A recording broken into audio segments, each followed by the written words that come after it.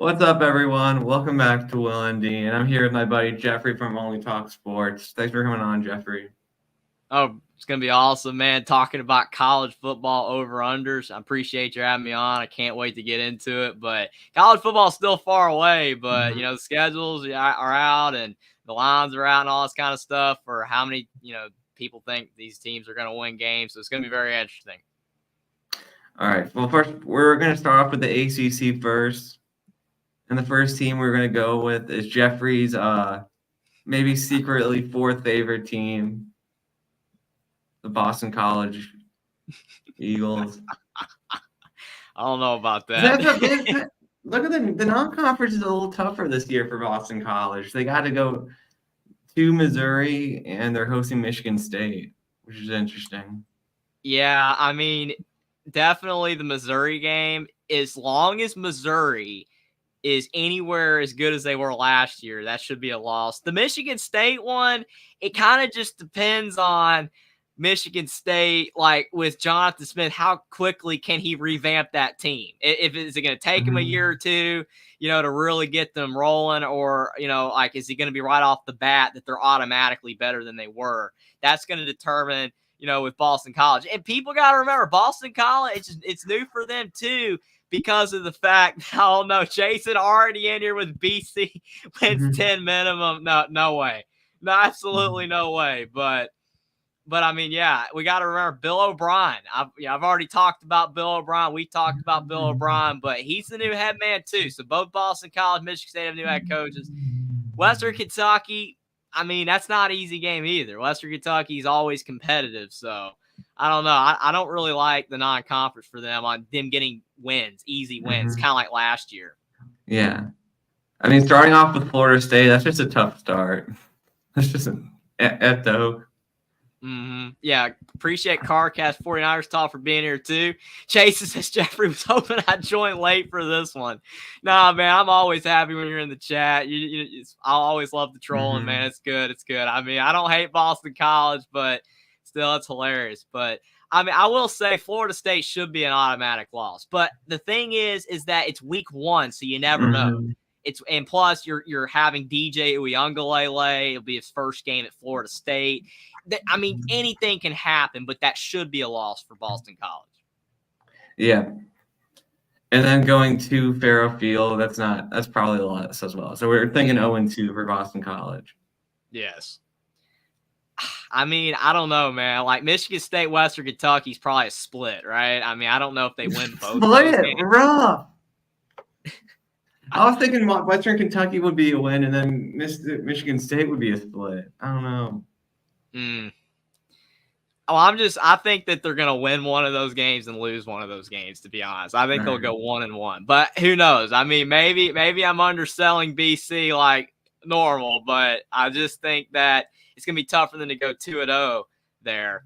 At Virginia has not been good lately, but still it's on the road. It's up the road at the library, as ACC fans call it, Virginia. They call it the library because it's not very loud there.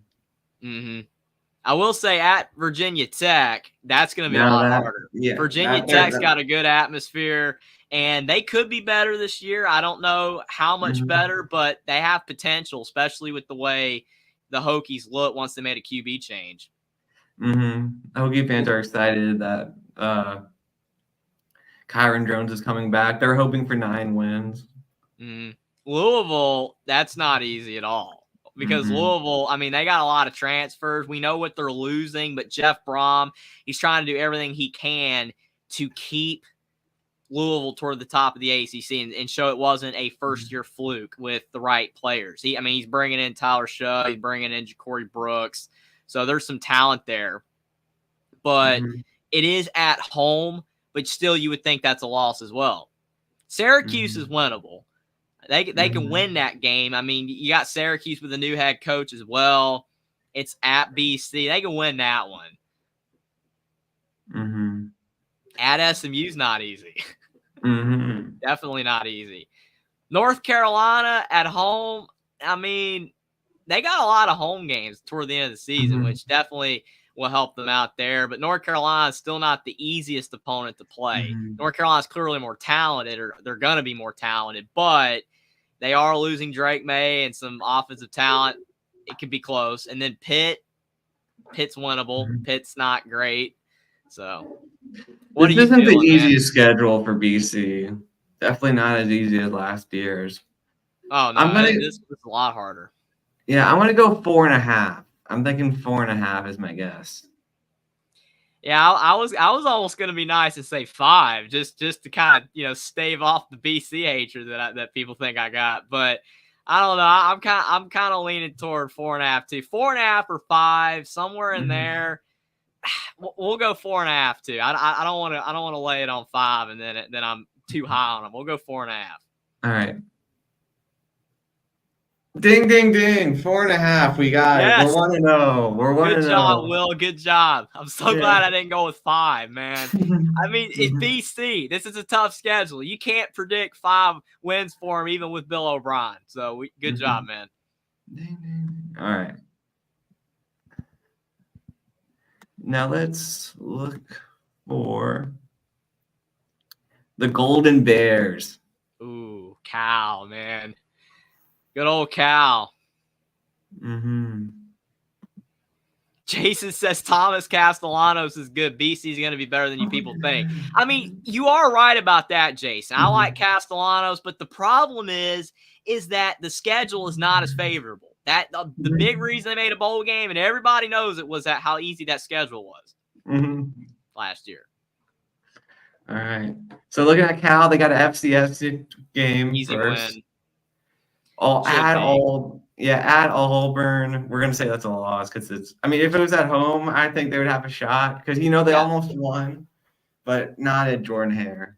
Plus, it's Hugh Freeze's second year. I mean, will Auburn be better? I don't know. I don't really know how much people are high on Auburn right now, but definitely it's going to be. I wouldn't say impossible, but very difficult for Cal to win in Jordan Hare. That's not an easy place to play at all, no matter how bad Auburn is. I'll say they beat San Diego State because they were bad last year, and Brady Hoke Yeah, and plus retired. Brady Hoke, he retired, so they got a first year. I would say a bad Pac-12 team will beat a bad Mountain West team. Well, they're ACC now. Yeah, they're ACC now, but a bad ACC team isn't good either. Yeah. They still should beat San Diego State, but it's going to be interesting. Thanks for coming Thompson in. says, I'm here for sport. Keep up the great work. Go Dogs. Appreciate that. And then they go to Florida State, and Florida State's getting some easy home games. Oh, man. These are – I wouldn't say they're laughably easy, but, I mean, these are conference games, right? This is definitely going to drive up the win total for the Seminoles. They're not going to win that game. I mean, again, anything's possible, but when you're predicting an over-under, you can't predict that a win. It's just not happening. They could win, but no one's going to predict it, at least in the preseason. And then they got their bye week, and then they host Miami. Now, I mean, I will say it's tough that Miami's having to go all the way to Cal, right? I mean, I think this year it's going to be interesting to see how the traveling affects these teams, right? The distance, when you got like the USC's playing at Rutgers, and then the Cal's going to Miami, or Miami going to Cal, stuff like that in these various sports. Like, how is that going to affect these teams? We don't know. I know a lot of people think it's not going to make that big of a difference, but it could in the first year where these guys aren't used to it. It could make a difference. So yeah, Miami going to Cal. I don't trust Miami as far as you can throw them. So anything's possible, but I don't know. I think that's more of like it's a 60-40 lean Miami, but I could see a Cal win. And then they go to Pitt. It just depends on how good Pitt's going to be. And plus, like the old adage is ranked teams go to die at Pitt. Cal's not going to be ranked unless they're undefeated somehow, which the odds are very slim of that. So you would think they would lose, but they can beat Pitt, especially depending on how bad Pitt is. And then they host NC State, who's getting a lot of hype this year. Yeah, I mean, that's probably an L. Like, I think that Grayson McCall, has the potential to be good there, because I just feel like without Jamie Chadwell, that, the last season he was at Coastal, he didn't play as well. But, like, that's because the offense was kind of terrible. But I think that now that he's going to be going to NC State, it's either going to be that he's going to start showing what he did early on in his Coastal career, or he's just going to stay kind of average. We'll have to see, but I think it depends on how good he ends up being. He could be better because he's going to have more talent around him, but still, NC State having to go to Cal, I just don't really know how the travel is going to affect. And then they host Oregon State. It'll be fun. A little old Pac-12 reunion. I would say that's a win. I mean, Oregon State could be bad. I mean, obviously, they're losing Jonathan Smith, losing DJ. They're losing a lot of players. They lost one of their key defensive players to USC. I mean, Oregon State could win because they're familiar with Cal, and obviously the travel isn't that ridiculous. But Oregon State could be bad, too. That's a tough one. And then they have a bye, and then they go to Wake. Wake's not as good. So it's a winnable game. Dave Clawson, I really like Dave Clawson. I think he's a good coach. But just right now, they're not that great. So they were under 500 past season. I don't really think anybody's thinking that they're going to be great this year. That's kind of a 50-50. Syracuse could be a win. Could. I think they'll beat Stanford. Yeah, they should beat Stanford. I would say that. I mean, it is a rivalry game, right? The play is Jackson to me always talk about. Is on the field. So you never know, but being at home, I mean, Stanford's not that good.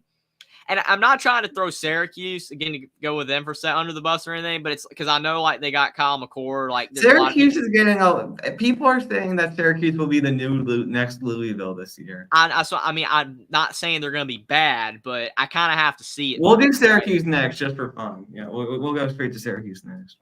At SMU is probably a loss. I'm thinking SMU is going to be good. I know that their adjustment to a bigger conference could be tough, but I mean we've seen how some of these schools like Houston going to the Big 12 in basketball hasn't really affected them. And SMU was really good last year, so I know they failed in the bowl, but there were circumstances.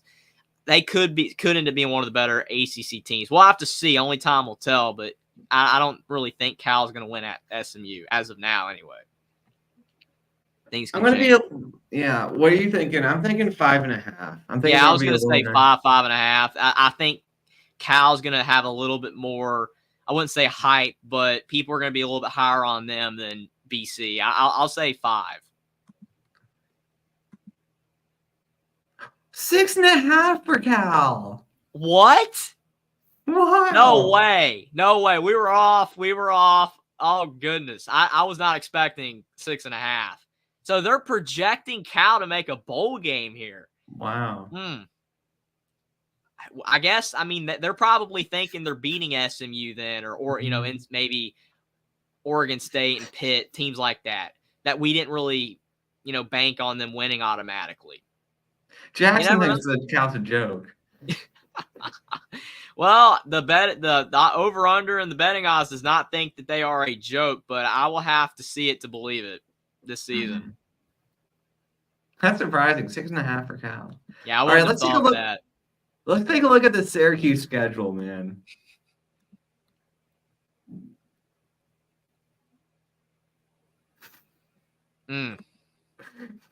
They can beat Stanford. Should beat Holy Cross. They got Ohio as well, so that's 3 wins. Georgia Tech, that's a toss-up. Maybe 4 there. At UNLV, is UNLV, they're going to be worse. Yeah. So they could win that one possibly. At NC State's probably a loss. Yeah, never bet on sports. I completely am with you, JT. I've never bet on sports. Just disclaimer. Just doing this for fun here, but I don't bet. So appreciate that there, the advice. At Pitt, it's hard to predict at Pitt because, again, we don't know how good Pitt's going to be. That's a 50-50 game. Virginia Tech at Syracuse. Virginia Tech could win that game. And then they got at Boston College, at Cal, UConn, and then Miami. They can beat UConn. At BC and at Cal, they can probably win one of those games. They'll find a way to win one of them, and then Miami's probably in a hell. But It's Miami, so you never know.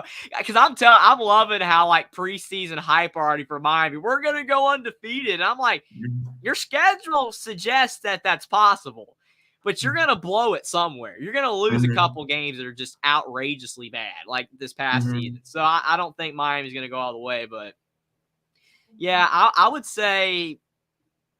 I mean, if they had Cal at 6.5, Syracuse has to be 6.5. With Kyle McCord, and all that, it's got to be 6.5, right? Yeah, Maybe that sounds even right. 6.5. 6.5. Yep. Yeah. It's because of McCord, man. Like they're banking on him a little bit. BC Georgia Tech appreciates says, "What's up, y'all? Did you already do Georgia Tech? We have not done Georgia Tech yet, but we will be doing it very soon. Appreciate you for being here, though. But yeah, we've already done Syracuse and Cal and BC. But yeah, we've got 2 out of the 3 right. All right, let's look at Georgia. We'll do Georgia Tech. Ooh, Dublin. Neutral game. And that's the first game of the year, right? Or one of the first games anyway. Yeah, like first game of the year. Yeah, so, I mean, again, with those type of games, you never know because, like, I know Florida State is obviously going to be better than Georgia Tech, but we've seen, like, upsets. So you remember the Nebraska-Northwestern game, right? That was, like, the end of Scott Frost after that game. Like, and then he lost to Georgia Southern in week 2. Man, that was so ugly. Yeah, I would say that's a loss for Georgia Tech, but anything's possible. They should beat Georgia State. Georgia State's not bad, though. They're not a bad team in the Sun Belt, but that should be a win. At Syracuse, anything involving Syracuse with, like, the BC, Georgia Tech, Cal type of teams, these are all 50-50 games. I could see Cuse winning. I could see Georgia Tech winning. VMI's a win. At Louisville's probably a loss. Duke, what are you thinking with Manny Diaz? Like, Handy Manny. I do like Malik Murphy at quarterback. Yeah, it's gonna kind of like a retaining a good amount. That's a toss-up. Yeah, it's 50-50, just like the Syracuse game. I could see Georgia Tech winning because it's at home. At Carolina, I mean, that's one where it's like Carolina's better, but Georgia Tech keeps beating them anyway. Like every year, Carolina's better than them, but they lose to Georgia Tech last 2 times. So Georgia Tech can very well win that one. Notre Dame, that's one where your team should not lose. Just like as good as this Notre Dame team's supposed to be, can't lose to Georgia Tech. Yeah, well, I mean, last time we played the Yellow Jackets, we won 49-0. So we'll see. It'll probably be closer than that, though. At Virginia Tech, I mean, again, it depends on how high someone is on Virginia Tech or the betting odds are, but that's probably a loss because of the potential of Virginia Tech being good. And plus, it's in Blacksburg. Miami, all these Miami games, like we saw Georgia Tech, right? Beat Miami last year on the broken ending, right? That was absolutely dumb how Miami lost that game. It will live in infamy. But and you know what? It's after a bye. I think they can win. They can win that classic game. Yeah. That's going to make Miami fans lose their minds. But if Georgia Tech beats North Carolina and Miami again, oh my goodness. People are just going to start picking them every time. It's like BC Georgia Tech says, we don't lose to UNC, man. Plus, they have our old head coach who went 3-9. That's funny. That's funny. I mean, it was 55-0, not 49-0. NC State, probably a loss. I mean, it's at home for Georgia Tech. At Georgia, they're not winning that one. It's a tough schedule. I'm gonna go 5.5 just because it's a tough schedule. Yeah, I was gonna say maybe 6, but the more I think about it, I'm with you 5.5 because it's like, I mean, there's too many games. I mean, Notre Dame's tough. At Georgia's tough. At Virginia Tech's tough. At Louisville's tough. That's already 4 losses, and then you got a bunch of toss-ups in Duke and at Virginia Tech, NC State. Yeah, it's probably 5.5, unfortunately. 5.5. Yep. Nailed it. You did good. I mean, they're probably a better football team than that.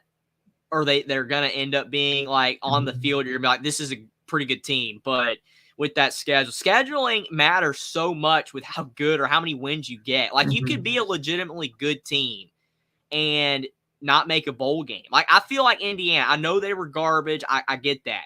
But if the schedule was easier, Indiana is a bowl team last year. But they lost those 3 games by a touchdown or less, and they ended up 3-9. Just like Nebraska that year. I mean, you can be a decent team under 500. It just depends on if your schedule's hard. All right, let's go to Duke. Let's go to Handy Manny. These are all like 5, 5.5, 6. You know what I'm saying? Like they're like barely bowl eligible type of teams here. Elon's a win. At Northwestern, that's a tough one. The thing is, every year Duke beats Northwestern. I know. Like on paper, Northwestern at home, you know what? They've been doing out there ever since Pat Fitzgerald got fired, new head coach, David Braun, like they're doing good. But Duke always wins. It's kind of one of those deals like, for example, tonight in college basketball, Virginia Tech beat Virginia again. And I said, you don't bet against Virginia Tech against Virginia at home. Every time Virginia Tech plays them, they win. So it's like with Duke, since they always beat Northwestern, you kind of have to lean Duke. But is this the year Northwestern finally figures it out? Yeah, man. 75-41. Oh, man, that was ugly. That was just absolute destruction. I think I picked Virginia Tech by like 8 or whatever, or 7 or 8 points, and they won by that much, man. But, yeah, I think Duke, I mean, I guess you got to pick them over Northwestern because they have their number. UConn should be a win. At Middle Tennessee State should be a win. So that's pretty easy schedule so far. That could be 4-0. Could be a nice start for Manny. And then you got North Carolina. North Carolina Duke's had some good games recently. North Carolina squeaked out a win against Duke last year. And I mean squeaked out a win. I mean, it's on the road. It's for North Carolina. It's at home for Duke. So you can almost give it to them maybe. I don't know. Yeah, it's definitely a toss-up. At Georgia Tech's a toss-up. Yeah, it's like they're going to win one of those, right? Like, I don't think they win both. So they could be 5-1 to start. Florida State, probably a L for Duke. I mean, it's at home, but Florida State's going to be better. That could be tough, though. SMU at home. I mean, I would maybe lean SMU, but Duke could win. Yeah. Then at Miami and at NC State. 0-2. Yeah. Virginia Tech at home. That's a toss-up. Yeah, they're going to win one of the SMU and Virginia Tech games, I think. Right? Like, they're going to win at least one. And then at Wake could be a win. So I would say maybe 6.5 schedule. Yeah, that sounds about right.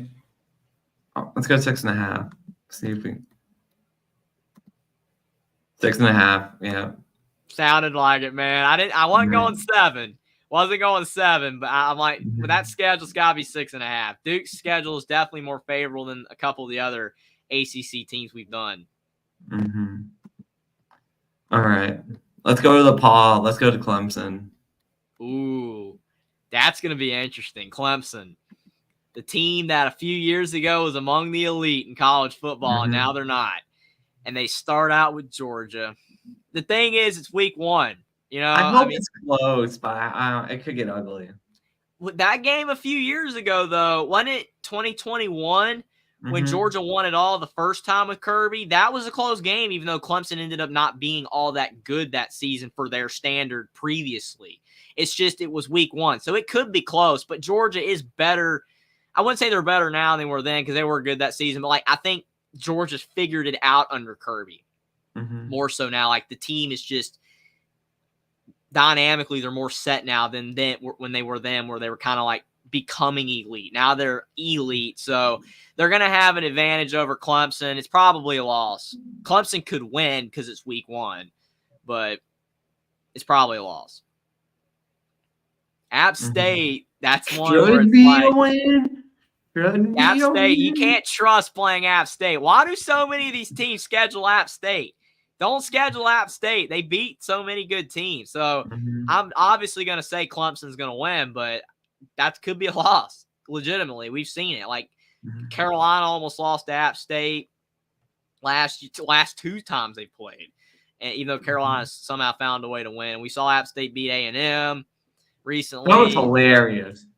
Oh man, the meltdown was unreal. So, yeah, I would say that that's a win for Clemson, but I could easily see a loss. And then RC, appreciate you for being here. It says, "What's up? Have a good rest of the show." Just saying hi. Well, appreciate you for stopping by. Definitely got a lot of over-unders to get to, but it's going to be fun. I mean, it's just kind of like discussing a little bit of college football in the offseason. NC State, a toss-up. Well, if it's a night game, I'll say Clemson for sure. But if it's a day game, it's a toss-up. I mean, I would say overall, since it's at Clemson, you got to give it to them. But I do agree if it's at night, then it does. I am a believer that night games make a difference. I know a lot of people do not think that, but there's something about a night atmosphere that just adds a little bit extra to it. But I'll give that one to Clemson. And they'll beat Stanford. Oh, yeah. Sorry, Stanford, but it's not going to be an easy transition anywhere for them. I mean, if anything, like Stanford would have benefited from maybe like the Mountain West, but even then they could have lost some games. They actually recruited pretty well, but those guys are only going to be freshmen now. Yeah. And the rest of the team's not. At Florida State, I mean, that's actually a tough one because, like, it depends on how much worse Florida State is this season. If Florida State can end up being like a 10-11 win team, and even though they're going to be worse than last year, they still show signs of being very good. Like, I wouldn't say an elite team, but a really good team to a great team, then I would pick Florida State over Clemson. But we don't know how much worse Florida State's going to be. I would probably lean Florida State, though. Yeah, I lean Florida State as well. At Wake should be a win. Virginia should be a win. Louisville, it's at Clemson. Could be tricky.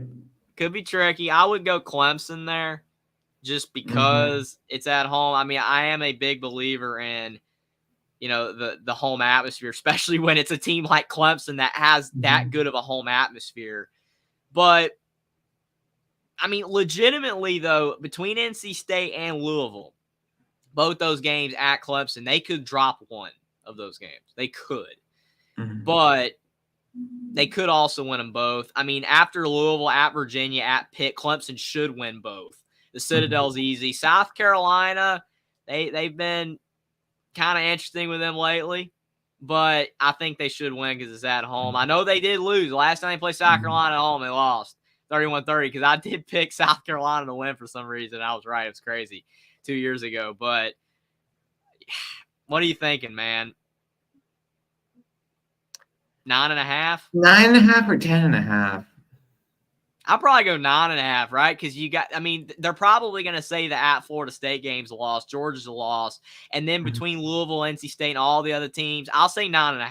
Yeah, 9.5. That's cool that you play at the Citadel, JT Thompson. My friend plays there now, actually. That's actually really cool for sure. Awesome. Yeah, okay. 9.5. Yeah, 9.5. Awesome. We did good on that. I just was feeling 9.5. That one was pretty easy for me. Jackson says Pittsburgh's where top 25 teams go to die. Absolutely. And, I mean, if Pitt's playing decently well, Clemson's ranked, I mean, that's always a game where you could pick an upset. And just because I'm saying right now that Clemson's going to win that game, it doesn't mean they will. I'm just, for the betting purposes, Clemson's going to be favored. So they're not going to count that against them in the betting odds. So, yeah, 9.5 just sounded right. All right. I'm sure Florida State are hoping they're better, though.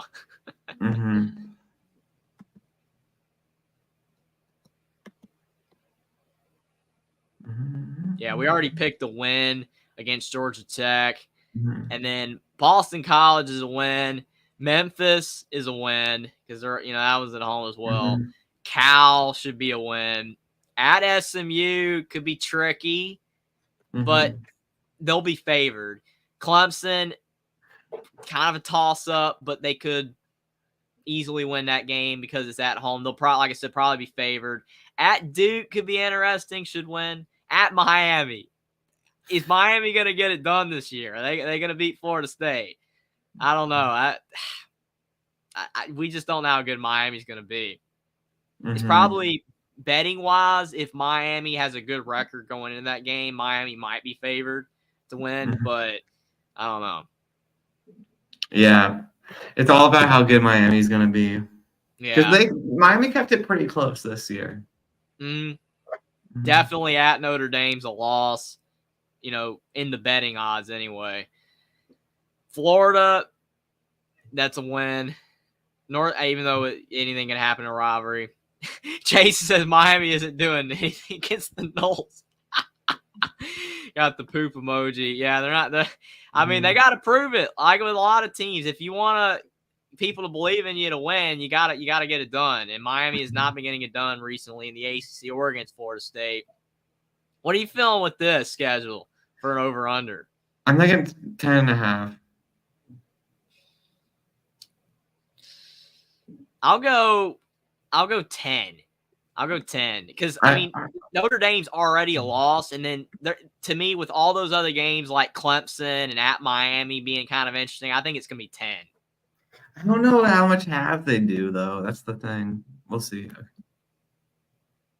9.5. Ooh, I didn't know it'd be that low. I guess they're not trusting DJ, but I didn't think it was 10.5. But I'm surprised. I would have thought there was a better shot that you would have been right at being 10.5 versus being 9.5. I didn't think it'd be 9.5. But yeah, 10 is what I thought. I mean, it kind of makes sense because they're losing a lot, and the schedule's got some tricky games. There's a lot of games that they could lose, even though they're probably going to be favored to win the majority of these games, if not all of them outside of the Notre Dame one. They could be favored at Miami. Just depends on Miami. Oh, man, Jackson says, don't be surprised if Miami beats Florida and FSU, then lose to Wake. That'd be typical of Mario Cristobal. Absolutely. I mean, Miami's like that. Sorry, technical difficulties. My computer's being dumb again. Okay. We got Dave Valensky with a super chat. Appreciate that, Dave. Says Miami hasn't been the same since they left the Orange Bowl. For sure. I agree. Definitely. I always feel for Miami because Hard Rock Stadium is not where they belong. It is definitely not where they belong. And the fans, sometimes there's nobody there hardly. It's tough.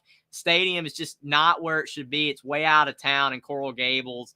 It's crazy, but really appreciate the super chat, Dave. Thanks a lot. Appreciate you for being here as well, but I absolutely agree. Now we've got Miami right on cue with now. If they lose to Florida, the meltdown will be crazy. Oh my goodness, it's going to be crazy for sure. Definitely, I will say that they could lose this game because Florida's got talent, and we know the way Florida is at home because we saw last year against Tennessee. That by far was their best performance of the season. And then in other games, they were horrible. So I definitely think that I think that Miami should be favored in that one, maybe by a couple, but they could lose. And then they should beat the Rattlers. They should beat Ball State. At USF could be tricky because USF, they looked improved. They juiced the orange, to say the least. Jackson says South Florida could keep it close with Miami. And I know people are going to say, well, South Florida kept it close with Alabama. And I'm like, no, I was getting sick of that. People just kept saying over and over, Alabama's no good because they barely beat South Florida. I'm like, they didn't have Milroe. They did not have Milroe on the floor. That doesn't count at all. Man, that just cracked me up. So definitely not on that with South Florida. They're not great. They're better. They are better again, but Miami should win. But if they lost that game, Mario Cristobal, think about if he loses at Florida and then at South Florida and they're 2-2. I'm not saying he's gone, but it could be the end already. It could be the end.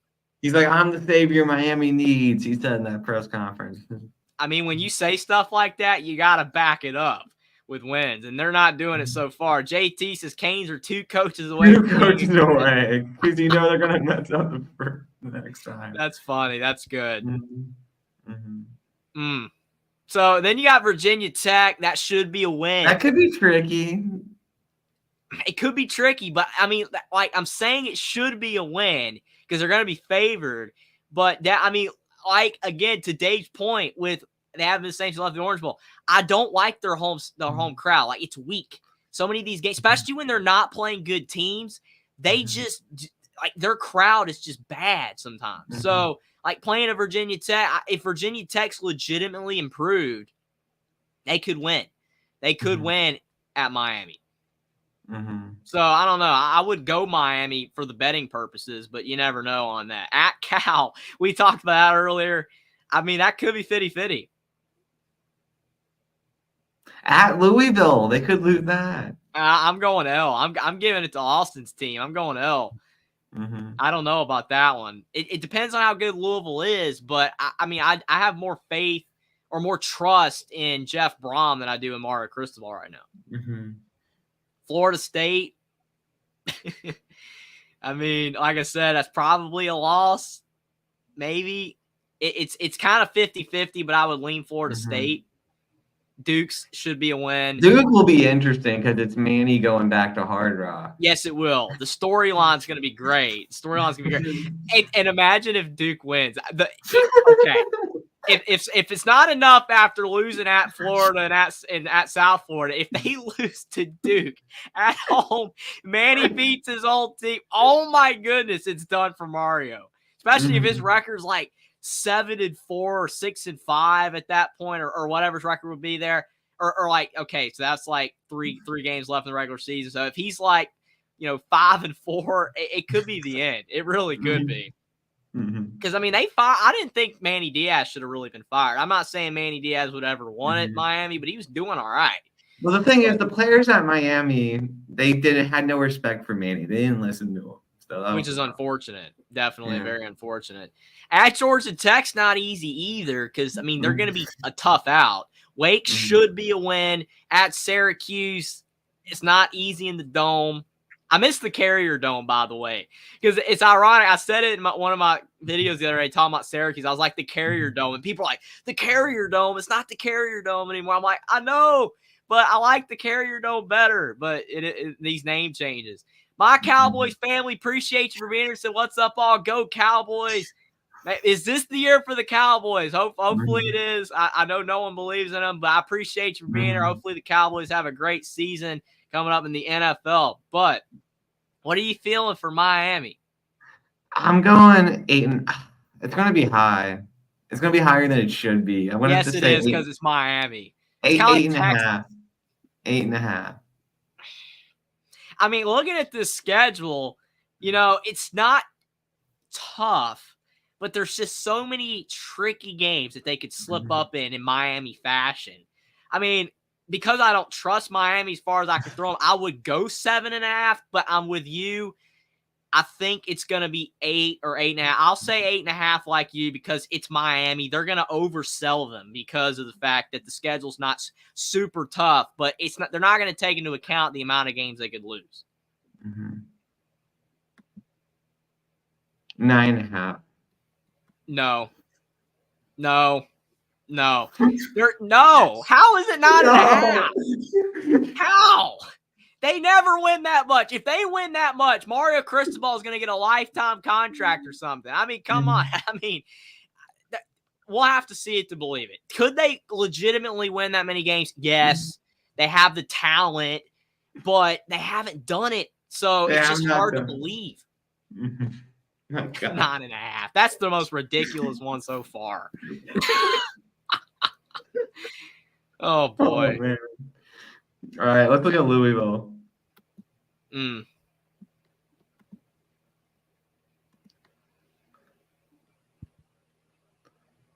Austin P, that's a win. Jacksonville State, they're not bad. They're not bad, but you would think, especially because Louisville has that easier game in week 0 or week whatever that's. I guess that's week. It's week 1. Yeah, because the 24th, August 24th is week 0. I'm used to September being week 1, right? Like September 5th or something like that. But yeah, so their week 1 game is going to be easier, and that will help them get off the ground. If Jacksonville State was their week 1 game, that could be harder.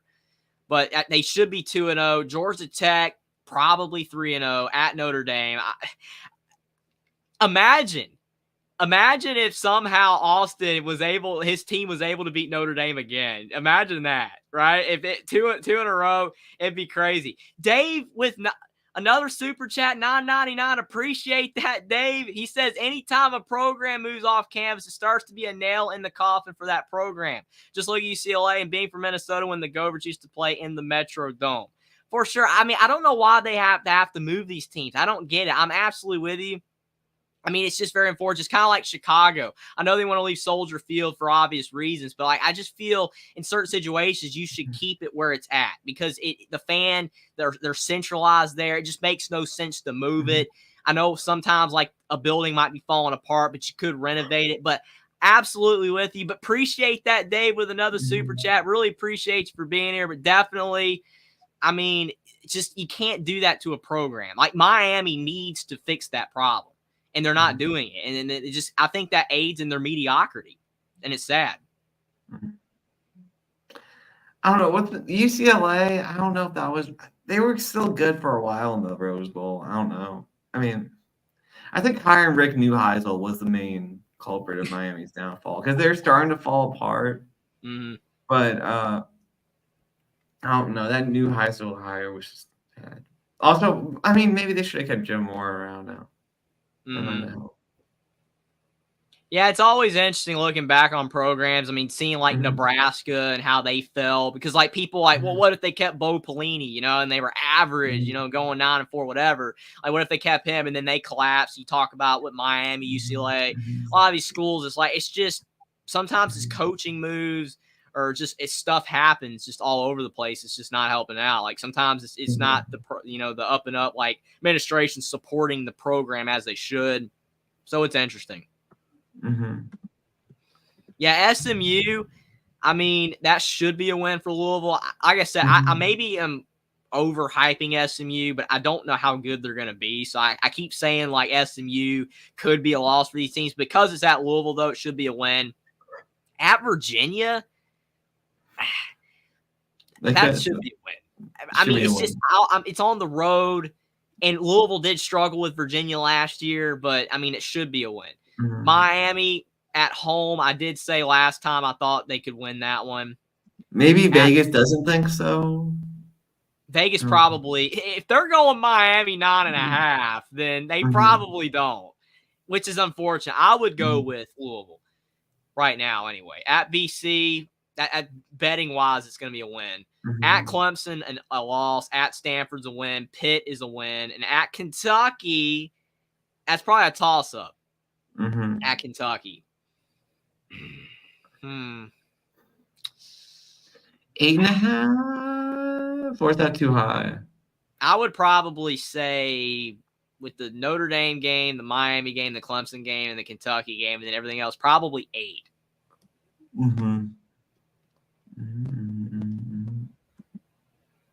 8.5. You're right. I thought it'd be a little lower. 8.5. I mean, that's fair because Jeff Brom did a really good job with Louisville. Even though I kept saying last year that they weren't as good as people were saying they were. It's not that I didn't think they were good. It's just the schedule was easy. And that Notre Dame game, Notre Dame played horrible in that game. Yeah, it was a trap game. Yes, it was more and I know Louisville fans disagree, but it was more Notre Dame playing poorly than it was Louisville playing good. Especially once Notre Dame I wouldn't say they quit, but there was a certain point in that game where they just quit, right? Like they were done. And then Louisville just ran over them. But I think Jeff Brom deserves, a lot of credit for what he did with Louisville in year one. And he's brought in some talent again. I think the key, though, is they need Tyler Shutt to stay healthy. If he can, this team could be maybe even better than the 8.5. Maybe they could, but 8.5 is fair. I would have thought 8, but 8.5 is good. All right. NC State.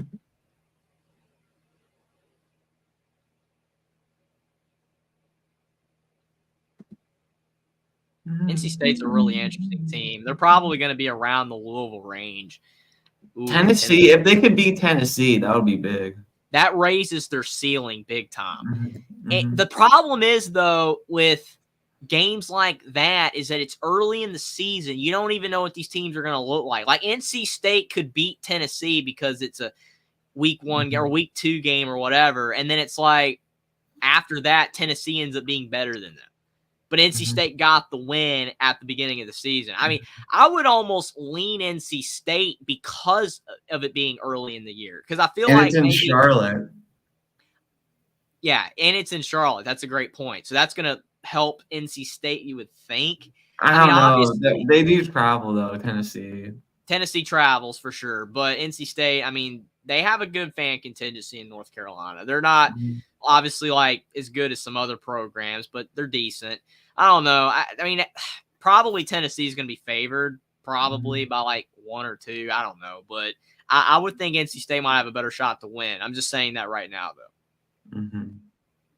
Louisiana Tech's a win. At Clemson's a loss, more than likely. Northern Illinois is a win. Wake Forest is a win. Syracuse is a win. At Cal should be a win. You never know. Stanford's a win. This schedule's not hard, man. Yeah, Duke could be a win for sure because at home. At Georgia Tech could be a win. At North Carolina could be a win. Could. I'm almost thinking, what do you think, 8.5 or 9? Oh.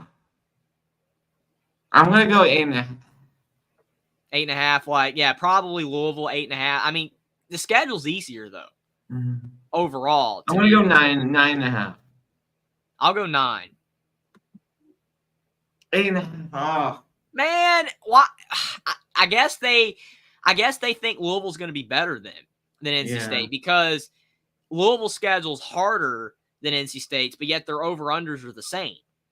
So that's interesting. I was swayed by NC State's schedule being very easy, or it looks easy overall. So yeah, that's interesting. I would have thought probably 9 based off the schedule, but 8.5 makes sense though.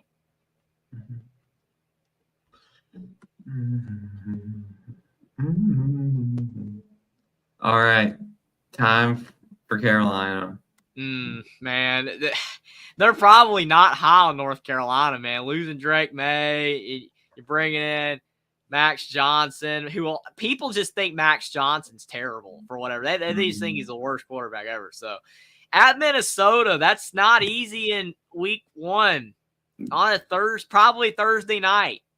TV time to be determined, but you know it's going to be a night game because it's on Thursday. That's not going to be easy, man. Minnesota's got a good environment. Yeah, Dave, he says biggest disappointment last year. I thought it was North Carolina. Yeah, North Carolina did disappoint. I mean, USC disappointed too. They disappointed. Carolina. Those are probably the top 2 disappointments. Yeah. Because, everyone thought Carolina was going to be so great after they beat South Carolina, but South Carolina was bad. It's so unfortunate, too. Like, I was literally going out there saying early on, Carolina's the second best team in the ACC, and it's like, nope. And then that bowl game performance against West Virginia. I don't hold it against them too much because they had all the opt-outs, but, man, that game sucked. Yeah. West Virginia killed them. Like, Carolina wasn't even trying out there. It didn't even seem. It was terrible. The way to end the year. Like that. Jack says, I wonder if Minnesota, I'm pretty sure that's going to be a Gus Johnson game. Yeah. Probably a Fox Thursday night game. Kind of like how you had that Ohio State at Minnesota game that one year. I think Minnesota always has the Thursday night games because remember that Nebraska-Minnesota game was on. Man, that game was terrible, man. Daniel Jackson, he caught that pass in the left corner of the end zone. It was unbelievable. But other than that, the game was ugly. Nebraska, Jeff Sims just kept giving it away. Yeah, I don't know. I mean, Carolina's better than Minnesota, I would believe, but with it being at Minnesota in week 1, I could see a loss. James Madison scared me, man. They're too much like an App State. That game scares me for Carolina. At least Cignetti's gone, though. Curt Cignetti is out of town. He's with Indiana now. So And he took a lot of their players as well. So they could be worse. I mean, I would give it to Carolina, but yes, definitely Carolina. Do not overlook the Dukes. Mm-hmm. Charlotte should be a win. Charlotte actually used to be decent a few years ago. I don't know what happened to Charlotte. They got they got a new coach, Biff Poggi, so they could be better this year. Well, second year. So Carolina could start out 4-0 or 2-2. I mean, 2-2 would be worst case, but 3-1's definitely possible. But they could start 4-0, probably 3-1. I don't know. At Duke's not easy. They barely beat Duke at home this past season. Pitt should be a win. Georgia Tech, you got to give it to Georgia Tech, right? Because they always lose, but obviously Carolina's gonna be favored. At Virginia should be a win, even though we know what happened last year. We know Carolina lost to Virginia at home. That was ugly. At Florida State, that's probably a loss. At home against Wake Forest. Yeah. Could be a win. Boston College. If they lose, if they lose that Boston College game. Man, Mac Brown might stop coaching if that happens, right? That would be ugly. What are you thinking for Carolina? 7.5. I almost want to say 7 because Carolina, I don't trust them, man. They just did not do well last season, and that might hurt their over/under. But I guess I'll go 7.5.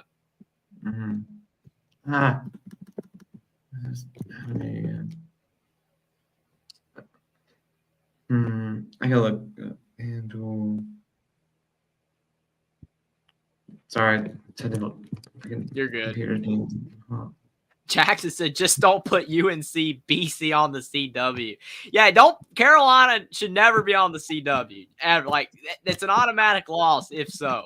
The CW curse was real last season. If you played on the CW, the favorite lost almost every time. I agree. Don't put any Tar Heel games on the CW and they'll have a good season for sure.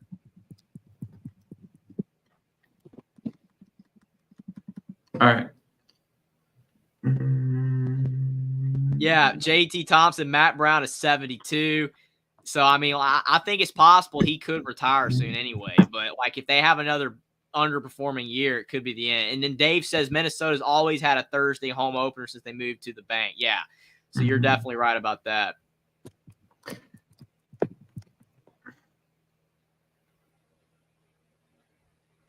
All right.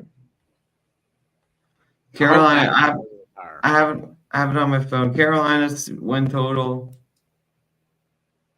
8.5. 8.5? Wow. So they are still high on North Carolina. So they treat Carolina like Miami. Because I don't agree. I don't think they should be at 8.5 based on the way Carolina did last year. I don't really see it. I mean, obviously they could win 8 or 9 games. I mean, it's not impossible or anything. It's just the way Carolina underperformed last year with better players. It's just kind of hard for me to see them doing better this season. Maybe Carolina, though, I will say Carolina's weird that sometimes when, they're not as good of a team, they can kind of sneak up on teams and play better. I get with Drake May, it's like a lot of teams gave Carolina their best shot. So, I don't know. Jack says, I wonder if Matt Brown goes back to ESPN or he watched MeTV all day, discuss the good old days. Yeah, MeTV's great. But that's cool on Carolina having 8.5, but I would be a little bit lower on that. All right, let's take a look at the Panthers. This should be a lot lower. Kent State should be a win.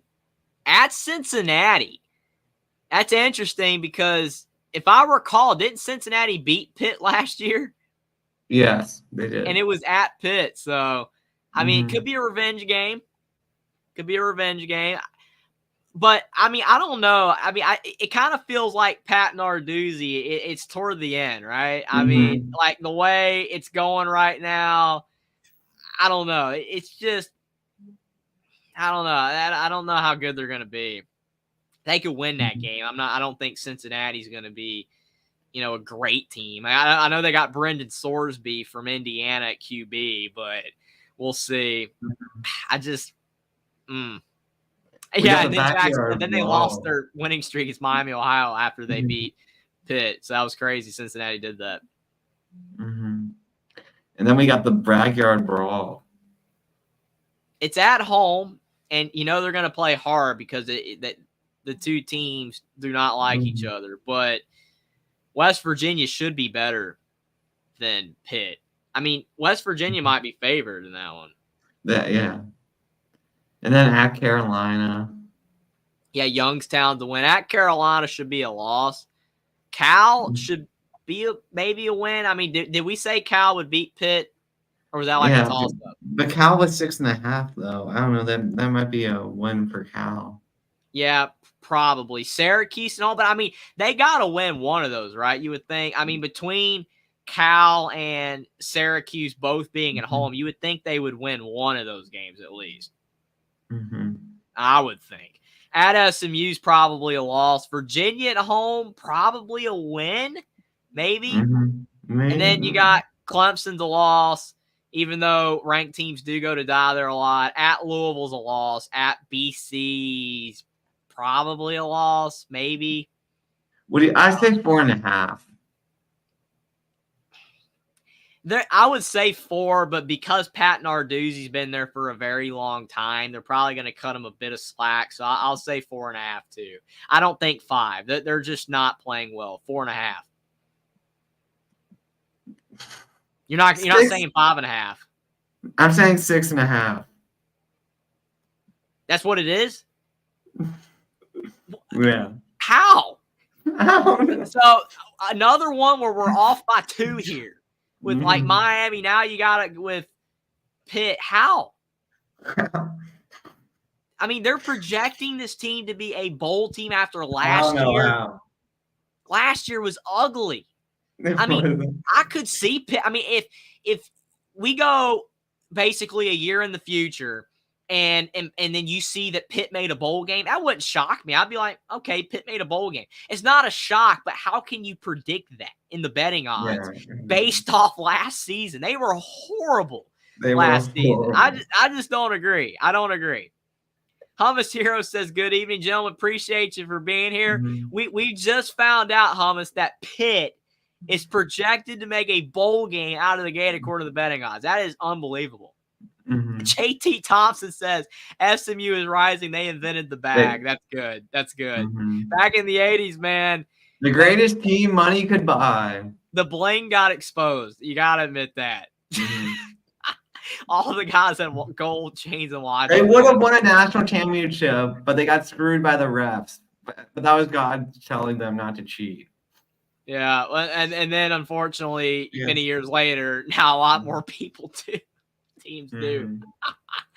But it all falls under NIL, so but it's hilarious. All right, let's take a look at the SMU.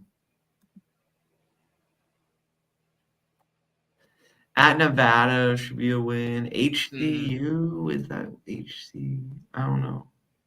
That has to be FCS. Yeah, Hummus said he would have guessed Pitt at 4.5. We did too, for sure. Crazy. BYU. That'll be a good game. Yeah, it will. I don't know. I mean, I don't really have a good feel on that because, I mean, BYU, they were 5-7 last year, but obviously if they were not in the Big 12, they would have had a better record probably. Their defense was so bad. BYU. TCU. Both those games really with BYU and TCU, those are kind of toss-ups, Should we say split? Yeah, split 1-1. Florida State, probably a loss. I mean, Florida State's going to be favored in that game. At Louisville is a loss, more than likely. Stanford's a win. Duke's, that's probably 50-50, but I think we leaned SMU, right, with Duke. Pitt's a win. Boston College is probably a win. At Virginia's a win. Cal's a win. So 6.5 or 7? Yeah, let's say 6.5. 6.5. Yeah. 7.5. No. They're high on SMU in their first season. I was going a little lower because, again, with them being in their first season in the ACC, it could be a tough adjustment period. But I do think SMU, it's a lot easier for them to go to the ACC than it is for a team like Cincinnati to go to the Big 12. So, I mean, 7.5, I could see it. I said 6.5 to 7. I ended up with saying 6.5, but I thought 7 was possible, but I didn't think they would go with 7.5. But good for SMU. We'll see if they can live up to it. And finally, the tree. Yeah, we're on our final ACC team. That's how big these conferences are. Okay, TCU's a loss, probably. Betting-wise, it will be. Cal Poly's a win. They lost to Cal Poly last year, right? Was it Cal Poly? I know they lost to Sacramento State because that's where Troy Taylor came from. Yeah, his old team beat him. Yeah. That was funny. His old team beat him. I know Cal Poly, though, don't they have Brock Heward's son? He's the quarterback or whatever at Cal Poly. I think he was the backup. He was the backup. I just remember because I made a video on it. I remember he transferred. I was like, Brock Heward, the commentator's son's at Cal Poly or whatever. But yeah, I didn't know he was the backup. I didn't know anything. And he was a 5-star. What a buzz. He was a 5-star. Like, how are you at Cal Poly? But I mean, I know it's like a beautiful area or whatever, but crazy. Joey Foster says, "Howdy, guys. Sorry I'm late. Appreciate you for being here, Joey." Yeah, I think that they should beat Cal Poly at Syracuse, though. I mean, that's a loss. That's probably a loss. At Clemson's a loss. Virginia Tech loss. I mean, it's at home, but I think Virginia Tech's going to be better. I don't see a lot of wins here, man. At Notre Dame's an L. SMU is an L. Wake could be a win.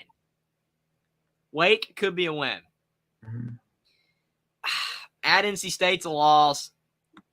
Yeah, they're not winning a lot of these, man. Louisville's a loss.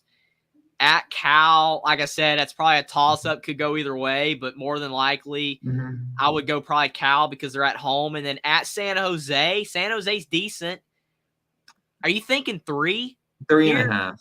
3.5? Yeah.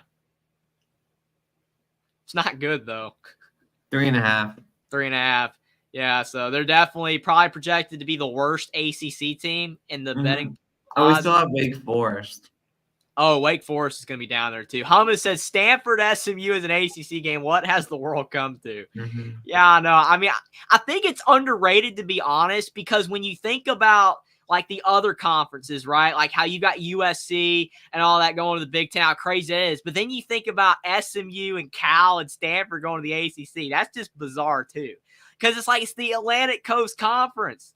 And you're adding 2 teams in California to the ACC. I mean, literally, we've lost it. It should be the All-Coast Conference. Yeah, that'd be great. The All-Coast Conference. It would still work. That's good. That's good. So this is Wake Forest. So Louisiana, I mean, they're not great. So I think that's probably – maybe a win. Virginia, that's a toss-up. Could be a win. North Carolina A&T's a win. Ole Miss, definitely a loss. At NC State's a loss. Clemson's a loss. At UConn, should win that one. Should win that one. Then you've got Stanford. I mean, that's 50-50. Definitely 50-50. Then you've got Cal, like we've already said. Like, that could go either way. I think they're going to say 4 for them. 4.5. 4.5. Yeah, they're going to be above Stan. I'll say 4, but you're probably right with 4.5. 4.5. Yep, 4.5. So I definitely Stanford is the lowest team in the ACC. They have a little bit more faith in Wake, and it stings with Wake because they were so good with Sam Hartman and all those years that they kept making bowls, and now they're just not very good. It definitely goes to show you, though, with a coach like Dave Clawson, if you sit at a school like Wake too long, you've got to take your window of opportunity where you were doing good and take a bigger job. Because if not, then you're just going to end up sitting in a program for too long and then you don't win. I mean, eventually he's going to get fired. It's very unfortunate. All right. Shall we start the Big Ten? Yeah, if you want to do the Big Ten, we'll probably have to go through these, a little bit quicker than we are if we're going to be able to get through all of them. Because I mean, you got like 65 teams. We've done 18. We've done 18. We're trying. We got Dave with another super chat, $9.99. Appreciate that, Dave. Says Northwestern Ryan Field is now being demolished. What's your favorite Ryan Field moment? Laughing on worst college football stadium ever. Spell the 50s, what I remember. Oh, that's funny. That is hilarious. Appreciate that, Dave, with the super chat. Really appreciate it. But what are you thinking on that, Will, real quick? I can't think of any. I mean, that Ohio State game was pretty crazy when they all lost. Yeah. They don't have a lot of great moments. I mean, I didn't even know about that, actually, to be honest. Did you know about that? No. That must have gone under the radar. Like, nobody talks about Northwestern on Twitter or anything, except, obviously, when the Pat Fitzgerald moment was that. Jason says favorite Ron Field moment, probably the demolition. That is so brutal. So we'll go with that, Dave. We'll say the demolition. Or like the Ohio State game, as Will mentioned. So that's sad on Ron Field. I know it's not a good stadium or anything, but that's very unfortunate to go out there like that.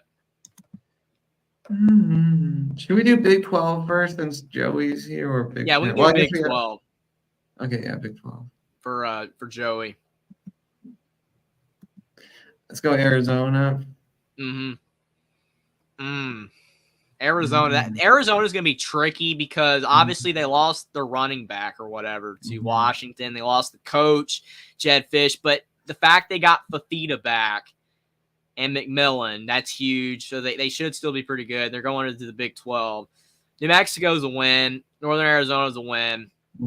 At K-State.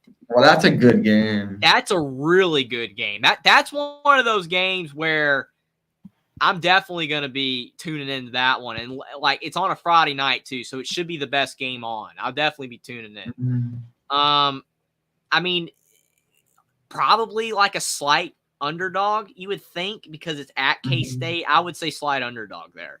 At Utah, probably slight underdog. They could go 0-2 there, or they could win both, to be honest. They could go either way with that. I don't know how the betting odds are going to look at that. Texas Tech's probably a win. Not an easy game. Not easy. But at BYU's not easy either because BYU on the road, especially if it's a night game, that environment is tough. Then you got Colorado. Colorado's a game that I would easily pick Arizona. I mean, you never know with Dion and his team. Maybe they'll be a little bit better, but I don't know. I don't think Colorado's going to be a lead or anything. West Virginia, Joey, if he's still watching, he's going to say Mountaineers all the way, but it is in Tucson. So Arizona, as long as Arizona's won all the games that they should win up to that point in the West Virginia game, they should be favored. At UCF's not easy either because they're having to travel all the way on the road. They'll probably be favored, though. So that's interesting. And Houston and TCU. Yeah, Houston's probably a win. TCU's probably going to be better than Houston, but is that game on the road at TCU?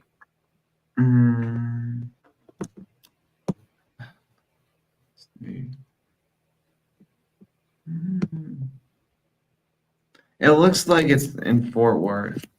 Okay, yeah, it's on the road. Yeah, Jackson says Arizona, K-State, and Baylor, Utah are two Big 12 games that will count as non-conference. Why? I didn't even know that. I knew that the ACC did that or something like that. Wasn't it the ACC where – because I remember one year like Carolina. I remember it was Wake Carolina, yeah. Yeah, Wake or whatever, and it was a non-con game. I was like, what? That doesn't even make any sense, but – Arizona K-State being a non-con game, that's just weird. I don't even make any sense, but it is what it is there. What are you feeling with Arizona? I'm thinking 8.5. Yeah, I originally thought when we got to Arizona that I would be saying like 9.5, but with this schedule, it's probably because I mean at K-State, at Utah, that's going to be tough. It's going to be really tough to win. But Joey says those Pac teams coming into a real conference now with a different style of football. Don't be surprised if they struggle year one just a little. Well, I mean, Joey, you could absolutely be right. I'll go with 8.5, like Will said. He's probably right there on that.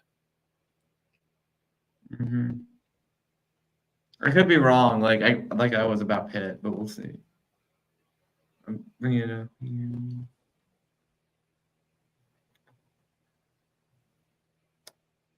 1 to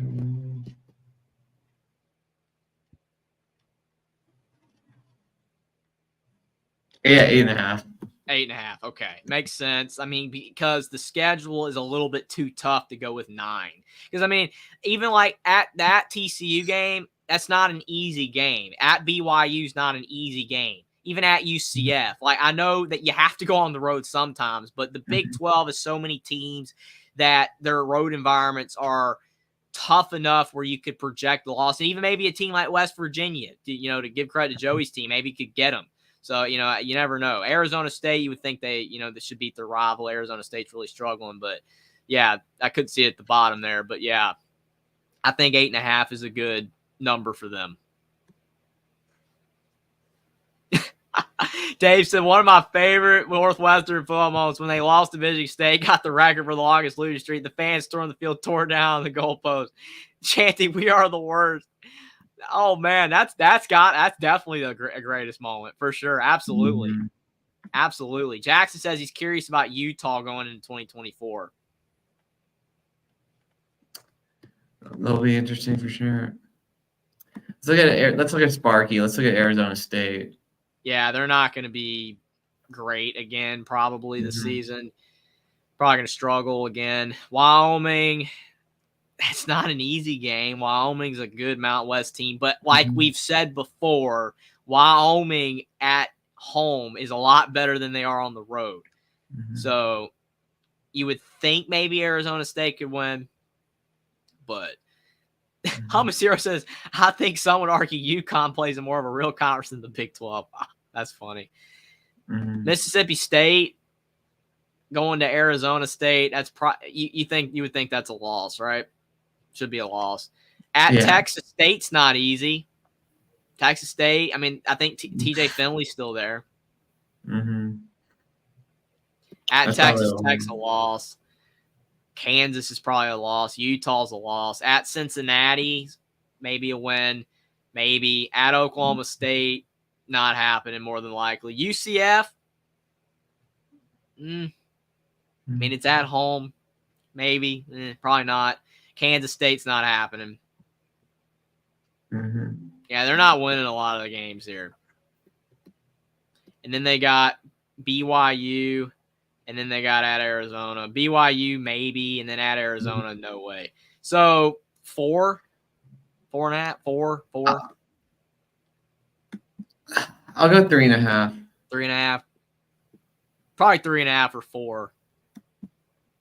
4.5. Okay. 4.5. Okay. I thought 4.5. I don't know. I was feeling a little bit higher on them. I mean, there's a couple winnable games in there, but I will say the one thing that hurts with their schedule is they don't really have an outright game where you can just say that's a win. There's no like FCS opponent on there. So I see why you were going with 3.5 because they probably might not even win 4 games, but I guess they just think maybe they have enough good players that they can get some wins. But yeah, 4 is what I was going with, but interesting. Definitely Arizona State's not going to be very good though. More than likely.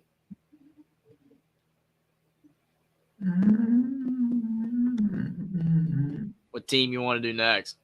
Let's look at Baylor. Ooh, Baylor's an interesting one. Mm-hmm. Dave Aranda's job is his hot seat is getting hotter. He needs some wins. Tarleton State's a win. At Utah, no. Air Force.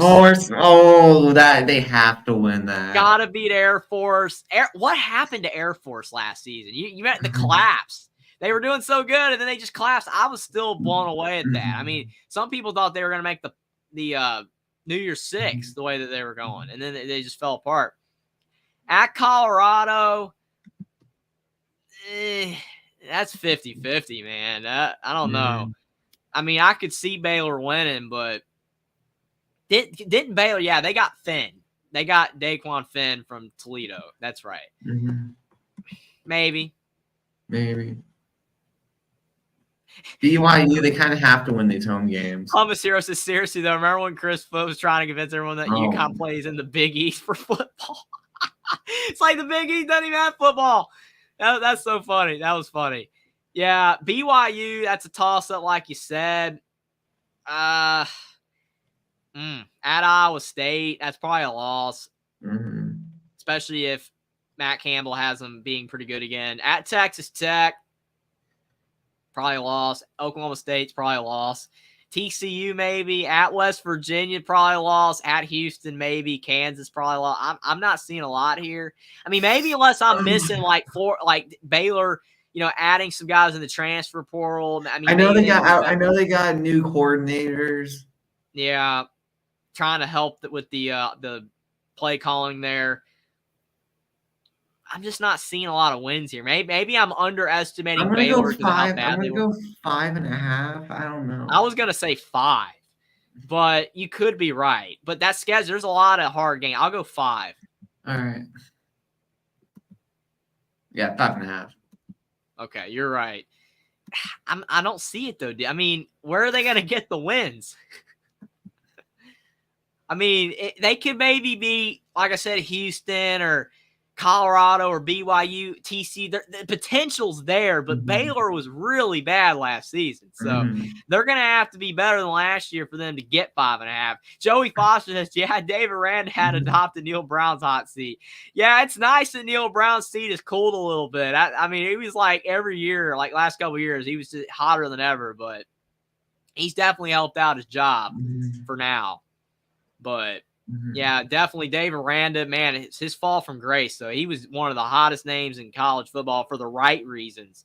He was at the top. Same thing with like Beamer at South Carolina and Pittman at Arkansas, and they've all kind of fell. Let's look at BYU. Kalani Sitake might be on the hot seat a bit.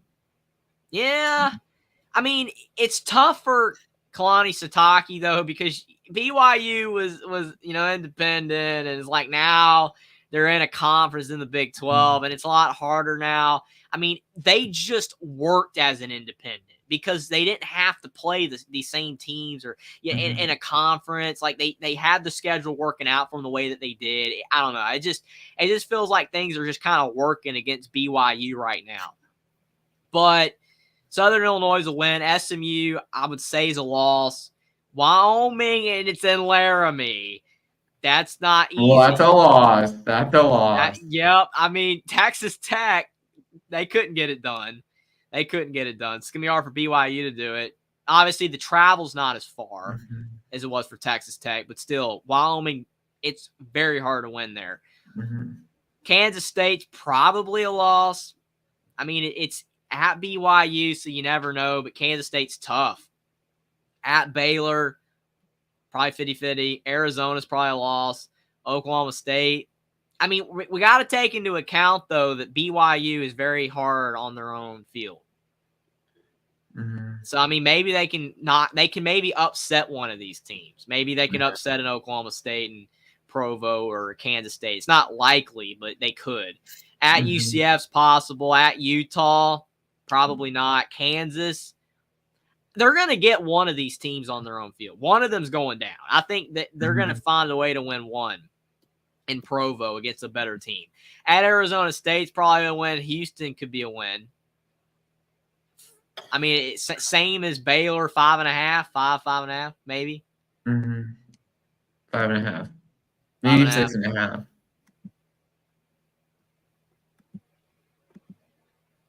4.5. 4.5.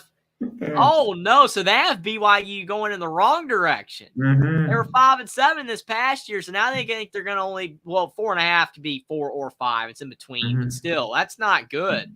I mean, the schedule's hard. There's a lot of tough games, but I don't know. Just, I mean, I think I just trust BYU a little more to, knock off a big team at home than Baylor, but I don't know. Jackson said, I'm so excited about the BYU-Utah rivalry come out on an annual basis. Yeah, that's great. The Holy War is a very good rivalry for sure. Mm-hmm. But that's tough for BYU. I mean, if they only win 4 games or even Mm-hmm. 5 games, Satake is going to be on the hot seat. Mm-hmm. Big time. All right, next up, we're going to do Cincinnati. Yeah, they're going to be low too. Mm-hmm. They should be 10,000. Should beat Towson. Pitt, I mean, they could win that game because, like I said, they won at Pitt. Now they're at home, but Pitt could try to return the favor. At Miami, Ohio, they lost to Miami, Ohio this past season. Maybe they'll get revenge. It would be good for them to start out 3-0. They could go 1-2, but they need to start out 3-0. Houston could be a win. I'll give them Houston. Their schedule's easier, though. You noticing this? Their schedule's easier than these other teams because they got UCF, Arizona State, Colorado. This schedule's easier than like BYU and Baylor's. They can make a bowl game, man. Maybe. Like they can possibly knock off TCU at home. They could possibly knock off West Virginia, even though that's unlikely, but they could. They could beat Arizona State. They could have them at 5.5 or 6. I'll say 5.5. 5.5. 5.5. Yeah, definitely with Cincinnati, the schedule is in their favor because if they had BYU schedule, they would maybe be at like 3.5 or 4. But this schedule, like they have to have the easiest schedule in the Big 12. There's no way there's one easier than this. JT said this is great off-season content. Appreciate that, JT. I mean, the off-season hasn't even been, like it's not even that far along yet. We're only in February, but I appreciate that, JT. Will came up with the idea. It was, great idea for sure. A lot of fun. But man, Cincinnati getting gifted. Let's look at prime time. Prime time. It's the prime time hype. Are they going to push it this year as much as last year? Because, like people were losing their mind. Like even when Colorado was not even playing a good team, they were hyping them up big time. And if you remember the Colorado State game had more viewers at that 10 o'clock time slot than any game ever. Like there was like 10 million people watching that game. Now they better beat the Bison. Oh man, ooh. Well, I will say North Dakota State isn't as good right now. Like they used to be the standard in the FCS, but they weren't as good last year, if I recall. So yeah, they need to beat them. Nebraska and Lincoln. Lost. No way. I don't see it. Colorado State is not super easy. I could be 0-3. Oh no, if they're 0-3, Dion hot seat time. Oh no. It's that would be ugly. I don't know.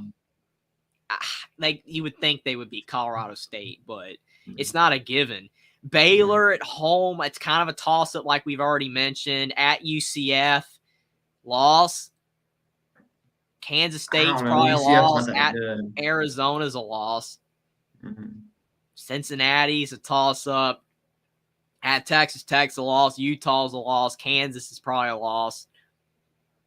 Oklahoma State is probably a loss. Even though Oklahoma State's weird though, man. Like they sometimes just have a bad game.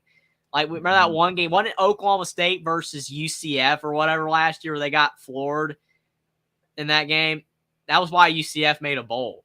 So I don't know. Now because the Dion hype, it could be higher than it should be. I know, like it could be 5 or 5.5 when it really should be like 4. It legitimately should probably be like 4 or 4.5, but it's probably like 5. I'll say 4.5. All right, I'll say 5.5, but it could. I have a feeling it's going to be 6.5. If it's 6.5, you know what I'm going to do? I'm going to be disagreeing. Okay, it's 5.5. It's 5.5. Okay, I can live with that. I don't agree. I say 4.5. I don't agree, but if it was 6.5, that's outrageous. Outrageous. They're definitely, they should not be counted as a bowl team right out of the gate. Not until they go out there and they can prove more. I mean, like Colorado, I mean, they weren't good last year. I mean, they legitimately, I kept saying it over and over. I don't know if you remember, Will, but I kept saying that if Colorado didn't have Shedeur Sanders, they could have been 0-12. Legitimately 0-12. Like, Shedeur Sanders is the only reason they won anything. So it's crazy. Which team is this? This is Houston. Houston, okay. Houston's going to be a weird team. I mean, because don't they have Willie Fritz now, the Tulane coach? So that bumps them up a little bit for me. Yeah. You know, I like Willie Fritz now. He's good. Dana Holgerson's gone, but it's still not going to be easy. UNLV, you would think they could win. They should. They should win. At Oklahoma's a loss. They Rice, cannot lose to Food for 2 years in a row. ooh, man. I remember when they lost to Food, I'm like, yeah, it's done. It's done. It's done for Dana Holgerson. It's done. I think that's when Rice had JT Daniels, though, because then after that, JT Daniels was done for the year, which he's done for his career. I think he's retired. They still made a bowl. Yeah, Rice did make a bowl. Yeah, and the thing that was good for Rice is that they actually made a bowl game legitimately this time, right? They did lose again, but yeah. Yeah, it wasn't a deal where like, oh, they were 5-7, they got in with the APR thing. So yeah, they had Christian McCaffrey's brother, but I think he's out of eligibility now. Yeah, I think he is too. I think I remember them saying that he was out of eligibility. Yeah, it was his 6th year last year. He was a good player for Rice. At Cincinnati, I mean, that's probably 50-50. They could win. Iowa State, I mean, it's at home. I mean, I don't know how really good the Cyclones are going to be this year. I mean, they were good last year. I mean, they could be good again. At TCU's probably a loss. At Kansas is a loss. Utah is a tough schedule. Utah's got to be a loss, you would think, even though it's on the road for Utah. Kansas State's probably a loss too. At Arizona, man, this is what I'm saying. This is a lot harder than the Cincinnati schedule. JT Thompson for 25. Appreciate that, JT. He says the Citadel. That's it. Just the Citadel. Appreciate that, though, JT. Appreciate everybody for being here, but appreciate the big $25 super chat, JT. But, yeah, I'm not liking the schedule for Houston. It's too tough. Even at BYU's not easy. What are you thinking, man? 4? 4.5. 4.5. I noticed that a lot of these over-unders are saying halves. They're not going like just 4s off. And so it's probably 4.5, but I don't know. 4.5. 4.5. Schedule's harder. I think if Houston had Cincinnati's schedule, they might have 6 or 6.5. But it's because their schedule's harder. Jackson says the NFL Network is a big curse for Houston, like the CW is for the ACC. Why do they put college football games on the NFL Network? Do you know how ironic that is? It's the NFL Network, but you're putting college football games on it. What in the world? Okay, so now we've got Iowa State here. North Dakota should be a win. At Iowa. They always lose to Iowa, I feel like. Yeah, I would say that's a loss. And then Arkansas State, that's a win. At Houston, toss up, but probably a win. Baylor's a win. At West Virginia, I'll say loss. I'll say loss. Yeah, I'll say loss. UCF is a win. Texas Tech's a toss up. That's a toss up. But at home, you never know. At Kansas is a loss. Cincinnati. That's how it's at. I like how it's at Arrowhead. That'll be fun. Oh, that is cool. So too, that's a neutral for sure, but still going to benefit Kansas there. Cincinnati's a win. At Utah's a loss. Kansas State's probably a loss. 6.5, 7. I'm gonna go 7.5. 7.5. Okay. What did they finish last year? Were they 7-5? I can't remember. 7-5, something like that. 7.5. Yeah. 7.5. I mean, it's doable. It's doable. I would have said 7. All these are halves, though. I'm like, go 7 even here. This is 7. Well, it's just because they're like, oh, they're gonna win 8. So yeah. Okay, yeah. It's funny how they do that, but I mean, I could see 7 wins for Iowa State. Definitely help Matt Campbell. Continue to stay off the hot seat or anything. because he was in trouble there for a bit. Kansas. Good old Kansas. Oh, they're playing their cupcakes at Children's Mercy, the soccer stadium. That's kind of cool. No, that is cool. Yeah, they'll win that for sure. But that's definitely a cool thing they're doing there. At Illinois, I'll say win. it's a win. I mean, I would go win. Yeah. Remember last year's game? They were blowing the doors off Illinois, and then Illinois made it interesting, but Kansas still won. But yeah, should be a win. UNLV's a win. At West Virginia, slight loss. Toss up to slight loss, maybe. That's not easy, though. TCU's probably a win. Hey, that one's an Arrowhead, too. I guess their stadium's getting renovated. Oh, it is. I remember that. I do remember that. That's absolutely correct. All of their games are in Arrowhead because they're renovating the stadium or whatever. That's right. Absolutely right. Dave Valesky says Iowa State is always going to Iowa State. That's a good one. Buckeyes Battlecross is good stuff. Appreciate you for being here. Yeah, this is interesting, though, with Kansas. I think TCU, they should win, but I don't know how playing in Arrowhead is going to make them play being in a different stadium. That's going to be interesting to monitor. At Arizona State, you would think they win that. Houston should be a win.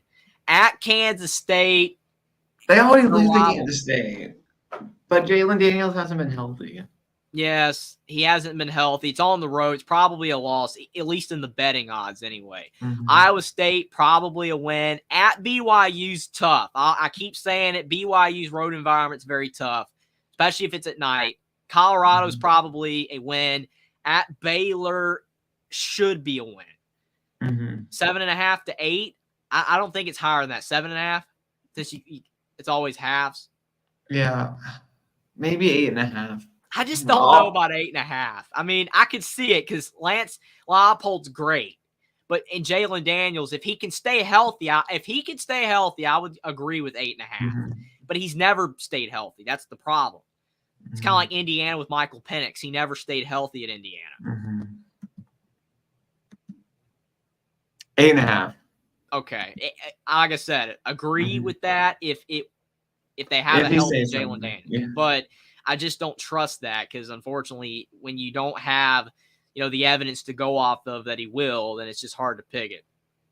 Buckeye Bell says, hope Kansas gets to 8 or 9 wins a season would be fun to see. Yeah, for sure. I really like what Leipold's done at Kansas. It's just fun to watch a school that's been so bad for so long. I mean, they had the 1 year in 07 with Mangino, right? 07 and 08, yeah, but definitely 07. And then after that, they've just been awful for so long. Like my entirety of watching college football, they're just like, oh, Kansas, automatic win for everybody. I guess how bad they were. They had Charlie Weiss, and then they had Les Miles. Yeah, I remember the Les Miles there, man. That did not go well. It did not end well. Yeah, Joey says Kansas has put $225 million into their football program. Now they have a real coach, and hats off to them for managing to keep him with all the job openings at bigger football programs. Yeah, that's a testament. And I know Cignetti's older, but that would be great for Indiana, right? Like they do so well that they get football upgrades, right? Like Indiana investing in football, especially since their basketball team can't win. But that's the thing. I mean, Kansas putting their money where their mouth is in football, and it's going to pay off. If they can keep Leipold and they can keep that success rolling, that would be awesome for the Jayhawks. Let's look at the Wildcats.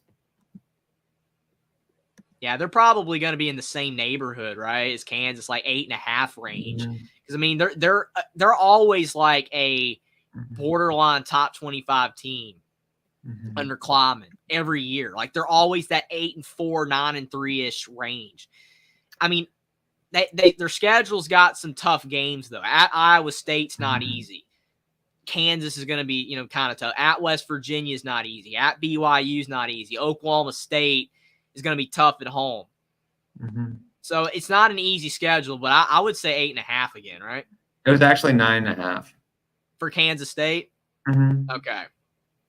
9.5 is a little high. I will say that. I know it's probably because of Avery Johnson, because of how talented he is, and he was, he's a 5-star guy. But I would have thought 8.5 would have made sense, especially they got some tough games. But okay, that's cool. Let's look at Oklahoma State.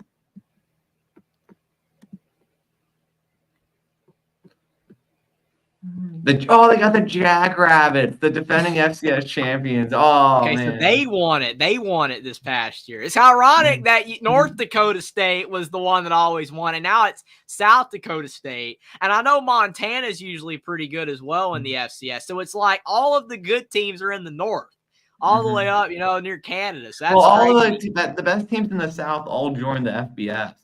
That's like true. James That is true. Madison, App State, Jacksonville James State. Madison. Yeah, you are Sam right Houston about that. State. Sam Houston State, man, they were bad. The transition wasn't good. Yeah. I remember when they won the national championship. They blew out like everyone too in the FCS. That's crazy. So Oklahoma State 1-0. Arkansas you would think that'd be a win. 2-0 at Tulsa's 3-0. It's interesting that it's at Tulsa though. That's interesting. Why are you playing at Tulsa? I've never understood why these teams do that. Do not play these smaller schools on the road. It will cost you dearly. We saw with Alabama at South Florida. They won, but in No Mill Row, they didn't play them. But like that, just don't do it. It just looks bad. Utah, that's going to be a good game. That's going to be a great game. I mean, it's at home, but Cam Rising – that's probably 50-50. You can't even pick that right now. At Kansas State's probably an L. West Virginia at home, I mean, probably a win. I know Joey would disagree, but betting-wise, they'd be favored. At BYU's tough. At Baylor's tough, but they should win at least one or both of those. Arizona State's the win at TCU. That's not easy again, but they can win that. Texas Tech at home, they should win. At Colorado, I'll go with a win. I think they're probably 9.5, right? 9.5. I would say 8.5, but you could be right with the 9.5, like with Kansas State. JT says SEC schools will not schedule any team from the Dakotas. Yeah, they have to play easy teams. They always have to play the easy teams. Man, I was wrong. Only 7.5 for Oklahoma State. 7.5? I thought I was going the low route saying 8.5, but you got to realize though, in a way, because to Joey's point, biggest problem with Big 12 teams, they beat up on each other. The best conference top to bottom, hands down. Now, I mean, obviously, probably that's right. Top to bottom, it's the best, but obviously you've got tough, more probably a lot more better teams in Big 10 and the SEC, but at the bottom though, there's some bad teams, like Vanderbilt's bad, but like at least in the Big 12, every team is competitive. So it's same thing in basketball.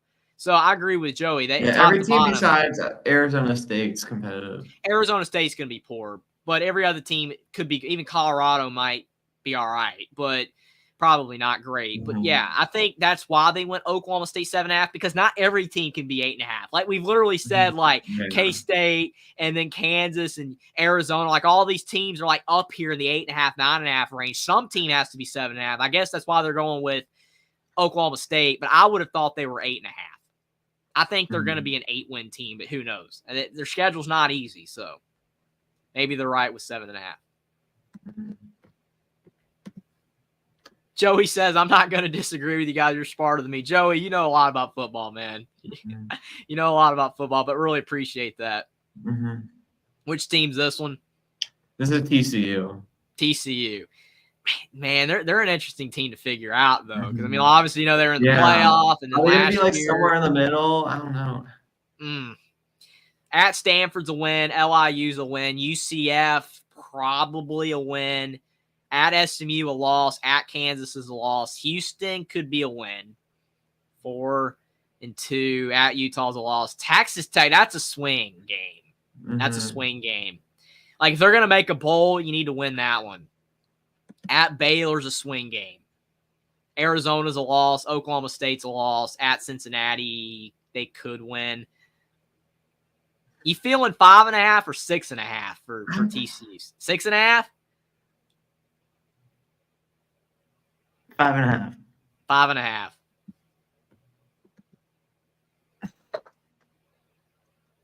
7.5, man. 7.5? How is it 7.5? I don't see that.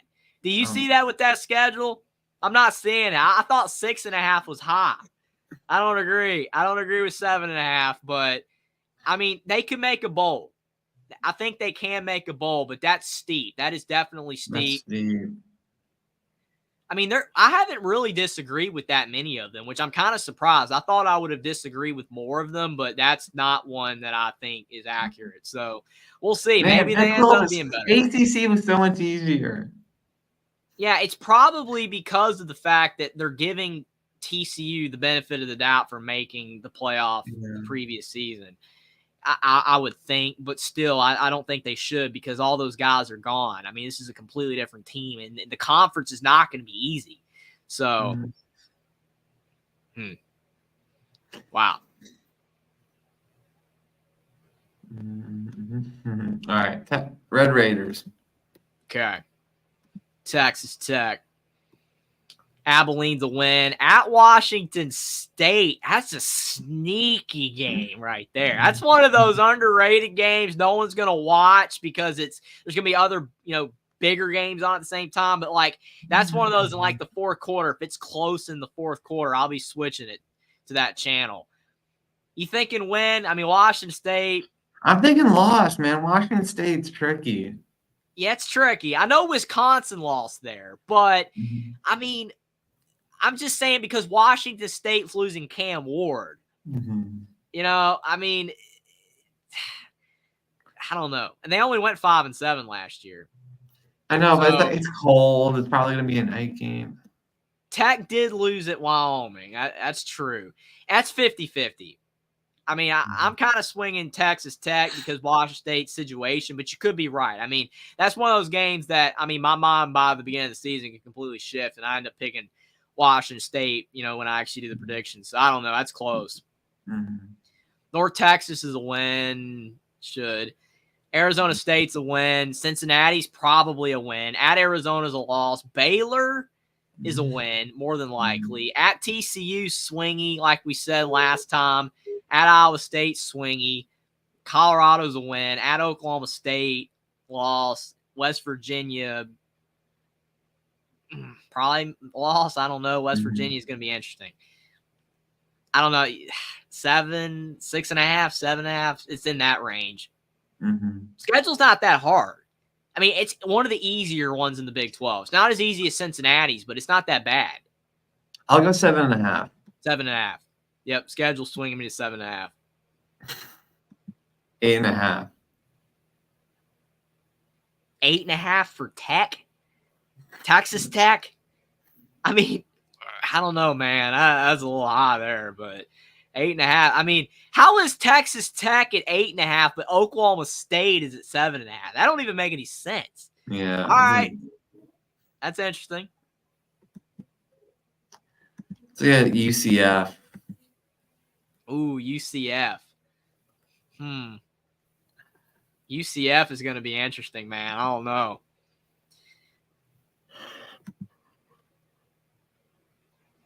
New Hampshire's a win. Sam Houston's a win. At TCU, man, that's probably a loss.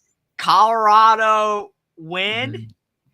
At Florida. Ooh, at Florida. If they beat Florida, man, Billy's gone. Oh, man, Billy Napier, it's the end. Like, it doesn't even matter with the recruiting class. It's over. I agree. It'd be very unfortunate. I mean, I would say betting-wise, it's a loss. They're not going to predict UCF to win that game. Cincinnati's probably a win. At Iowa State's a loss. BYU, maybe a win. Arizona's a loss. At Arizona State's a win. At West Virginia's a loss. So what are you thinking with UCF? And then Utah's a loss. 5.5? I'm going to go 4.5. I'll go 5.5.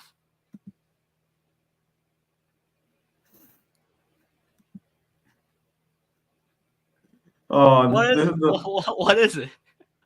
8.5. What? No. No, are you serious right now? How is UCF is 8.5? How? They made a bowl That's the game. craziest one yet. They barely made a bowl game, man, this past season. They kind of got blown out. Yeah, like they were 6-7. I mean, I don't agree with that, man. That's way too high. 8.5 is not gonna happen more than likely. They think that they're gonna beat Florida with 8.5 for sure. Well, yeah, I mean, I could see them beating Florida, but how are they favored to beat Florida? In what world are they favored to beat Florida at Florida? I mean, I know Florida's been bad, but like Florida's going to be favored in that game, I would think, when that game comes around. It is what it is, man. I would have said 6.5 because I thought with the schedule they could win 6, but 5.5 or 6.5, that's the highest I could go there. But hey, I mean, maybe the betting odds know something we don't. Jason says UCF has a lot of speed return. They have a good QB for next year. That could be helping them out, but still, that's steep. That's probably the biggest surprise yet. I mean, I'm less outraged about it than with Miami because it's like, well, it's Malzahn, UCF. Like, I mean, they could do it, but I don't know. Joey says, I won't complain. I'll take the under on UCF, the over on West Virginia, bet 1,000 and buy me a new car at the end of the season. Yeah, I mean, that's an automatic win. Bet the under on UCF. Well, Joey said it's 6.5 for West Virginia, so but we'll look at the schedule. How it West Virginia? Oh, we gotta 6.5. That is very low for the Mountaineers. I mean, Penn State though. I mean, that's not going to be a win. Albany's a win at Pitt. That's a tough game, but they should be favored. Mm-hmm. Kansas is tough. Could go either way. At Oklahoma State's a loss. Iowa State's tough. It's the schedule. This is a tougher schedule. But that's why it's the schedule.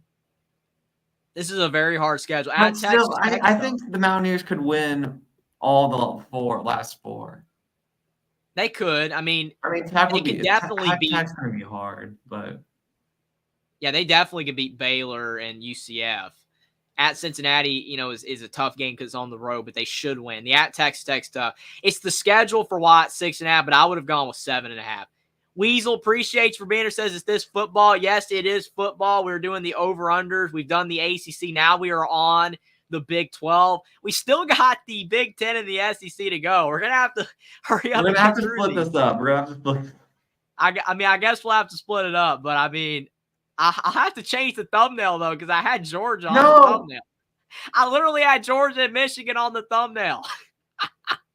But, I mean, we'll see how many more we can do. But appreciate you being here, Weasel. But, yeah, West Virginia at 6.5. That is definitely low. Mm-hmm. Schedule's hard, though. All right. Utah's the last of the Big 12. Mm-hmm.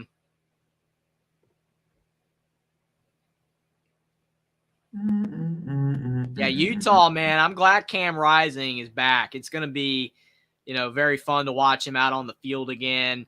I mean, they kept teasing that he would come back, but at the end of the day, it was the right move for him not to come back and play this season. And that's what's giving Utah the hype that they have. Southern Utah's a win. Baylor should be a win. At Utah State, that's tricky, but should be a win. At Oklahoma State, that's hard. I mean, they could be favored depending on how they look in the first 3 games, but it's probably a 50-50 game, and they could lose. Arizona, they can win because it's at home. It's going to be very hard for Arizona to win in Rice-Eccles. Very tough environment. At Arizona State's a win. TCU is a win. At Houston's tough, but you would think they can win. BYU's a win. At Colorado should be a win. There's a lot of games they can win on this schedule. Not going to lie. That Iowa State up next there? Yes, that's a win. At UCF, yeah, their over-under is going to be. I'm going it's at least 9.5, I think. 9.5. I could even see 10.5, but I'll go 9.5. I think there's enough tricky games. 10.5. It's 9.5. 9.5. I could have saw 10.5 because I legitimately think that they can win 10 or 11 games. But I do think that that's accurate, saying 9.5 for you. All right. We're going to save Jeffrey's thumbnail and we're going to keep going. Okay. We'll keep going. Yeah, we can try to get through some of these, like, some of the worst teams, like Vanderbilt. We don't have to stick long on Vandy or anything. But, yeah, we'll get through it. We got a good crowd. Appreciate everybody for being here tonight. Dave says anybody can beat anybody in the new Big 12. I'm predicting an Arizona championship. If Jed Fish was still there, I would be saying Arizona for sure, probably. But without him, I'm a little bit weary on Arizona, but they're going to be definitely a contender for sure. So which team is this one? This is Illinois. Illinois. Yeah, Joey says, love you guys. You do a great job. Appreciate that. He says, but I will have to finish tomorrow. I have to go to bed. Good night, everyone. Appreciate that, Joey. Hope you have a great night. So Illinois here. Eastern Illinois is a win. Kansas is, we said, a loss for that one. Central Michigan's a win. At Nebraska. I'll say loss. I think Vegas thinks it's a loss. It's probably true. Dave says, finally a conference that matters, laughing out loud. Throwing shade at the ACC and the Big 12, but hey, it's true. Big 10 SEC is where all the action, all the eyeballs are mostly going to be, unfortunately for the other two. I do agree with that, Nebraska being a loss. It's just tough to win in Lincoln, or it's tough to be favored anyway. It hasn't been tough to win in Lincoln lately of how bad Nebraska's been at times, but it's tough to be favored there when you're not a great team, and Nebraska could be better. At Penn State's definitely a loss. Purdue, win. Michigan's loss. At Oregon, loss. Minnesota, maybe, yes. I don't know.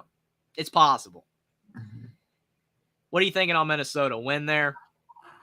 I'll go, since they're at home, I'll give them a win. I mean, with these Big Ten West teams, they're not, of course, not in there. I'll just say home team wins.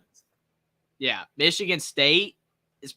I mean, Jonathan Smith, we just don't know. It is later in the year, so he might have it figured out a little bit better by then. It could go either way for me. Really, Minnesota, Michigan State, they're going to win one of those probably. Split those. At Rutgers, people are a little bit high on Rutgers. I mean, they made a bowl. I'll say they split the last two. Okay.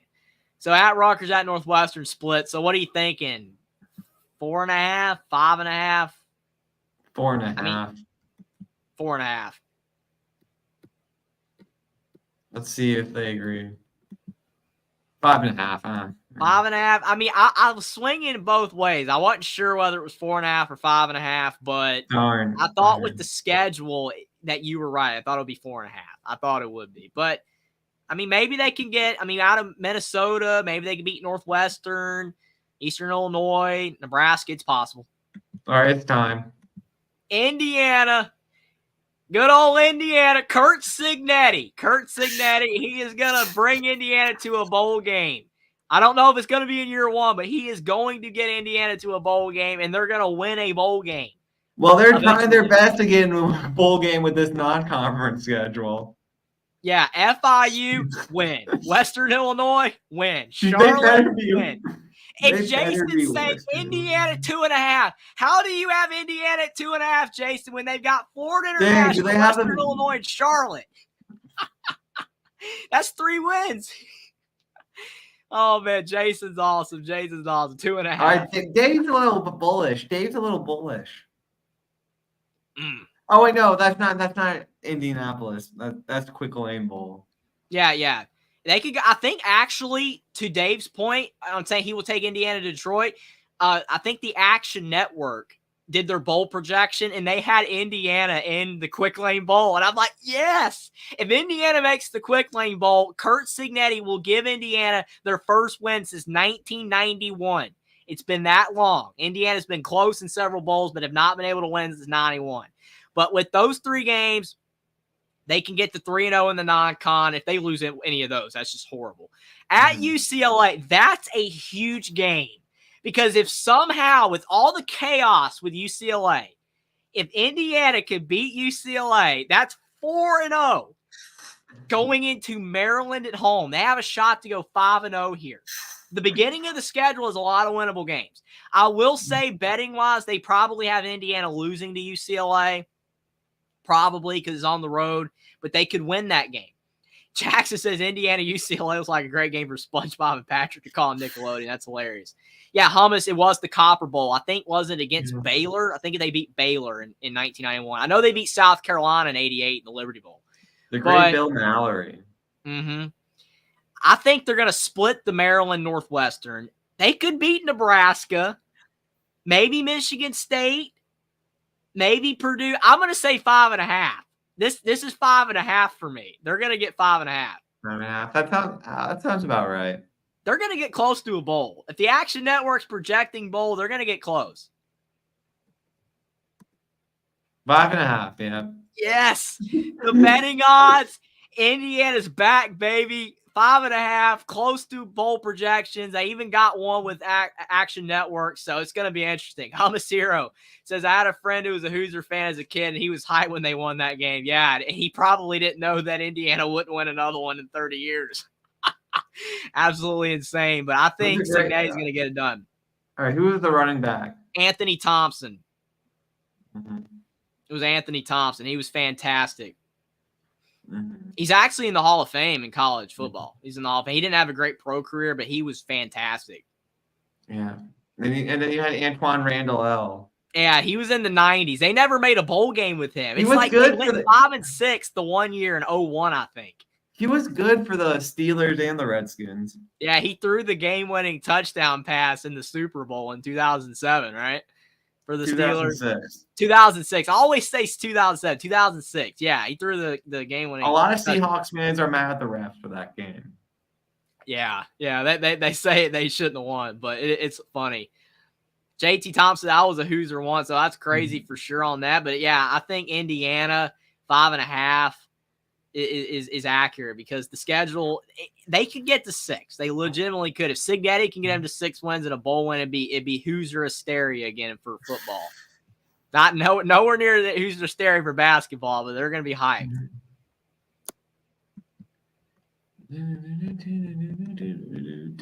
All right.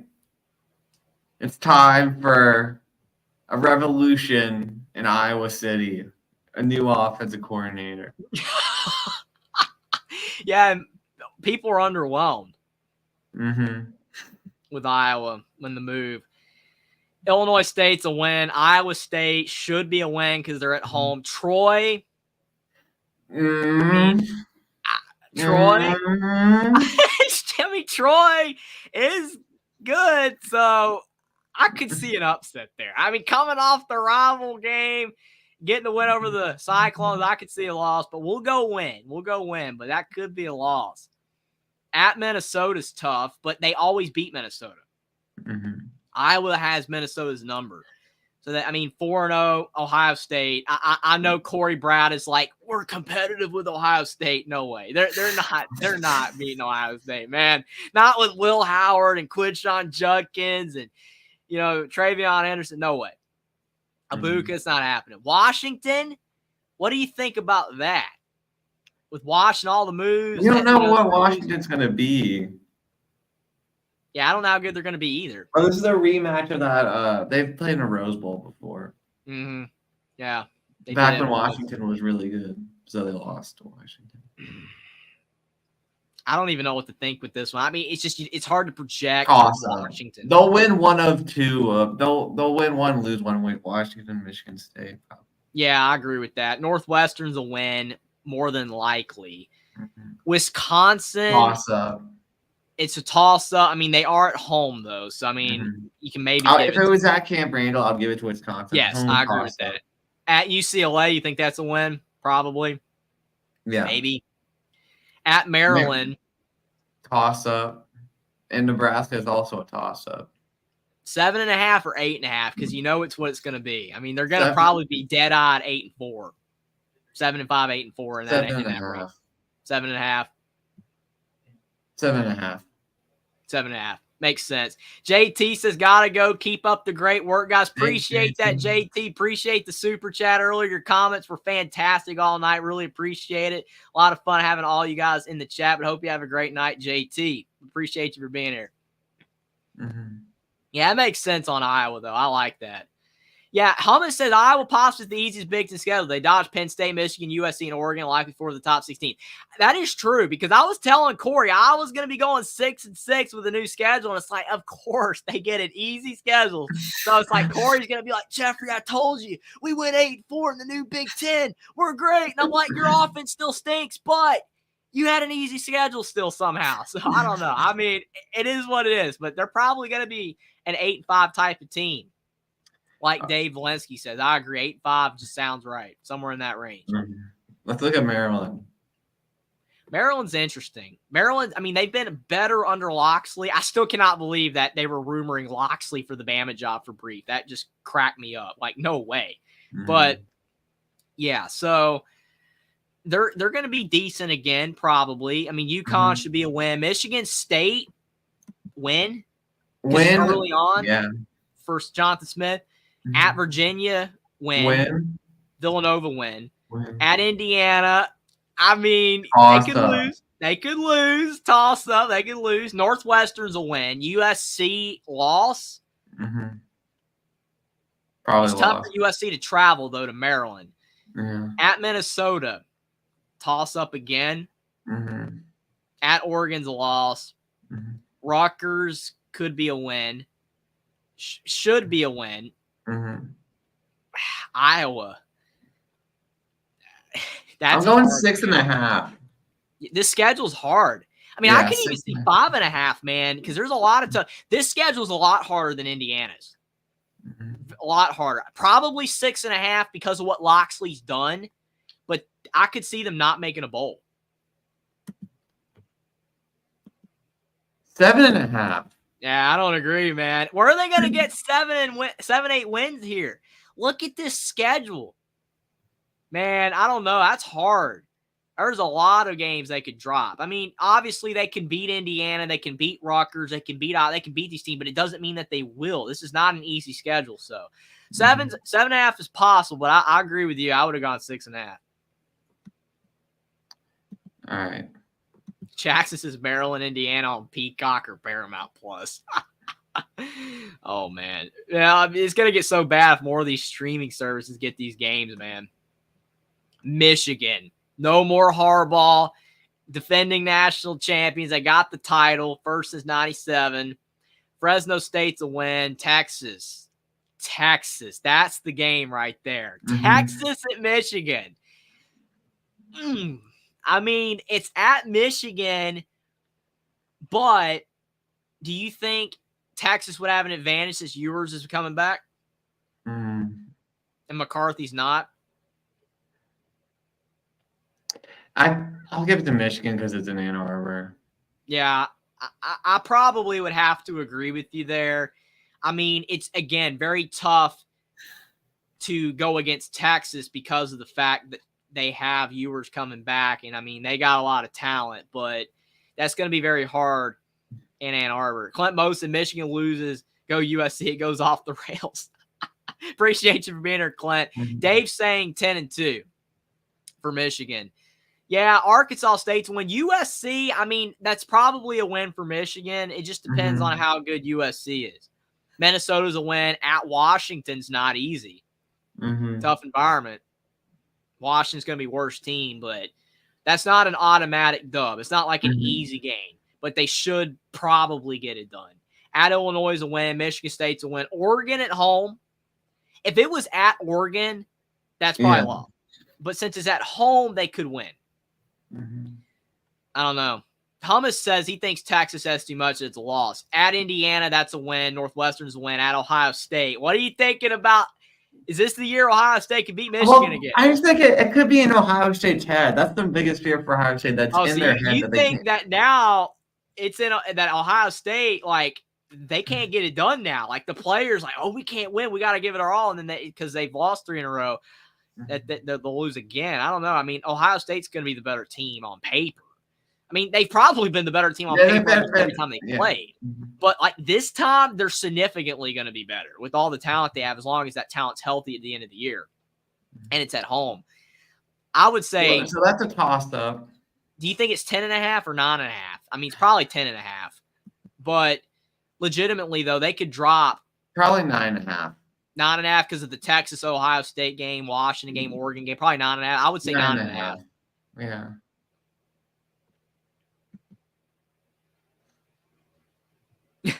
Clint Moses says Ohio State has no excuse not to film from the stands. Oh, man. That will never end, man, at least for a long time.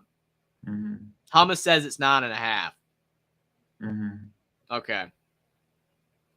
I mean, it makes sense. I mean, Michigan, they're losing a lot of talent, unfortunately. Just so much talent. They're losing, I mean, an extraordinary amount of talent. It's unbelievable how much they're losing.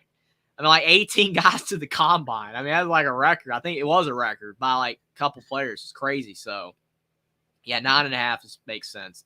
Michigan State, this is tricky because Johnson Smith, he's a great coach. We know that. But, like, it took time for him to build up Oregon State. It could be the same here. Florida Atlantic, win. At Maryland, Loss. Prairie View, win. At Boston College, I think we said toss up. Did we win there? Lean win, yeah. Yeah. Ohio State's loss. At Oregon, no way. Iowa, I mean, it's at home. I mean, probably we said loss, right? Or did we say win? I can't remember. I think lost, yeah. Okay. Michigan is a loss. I know it's a robbery. Anything can happen.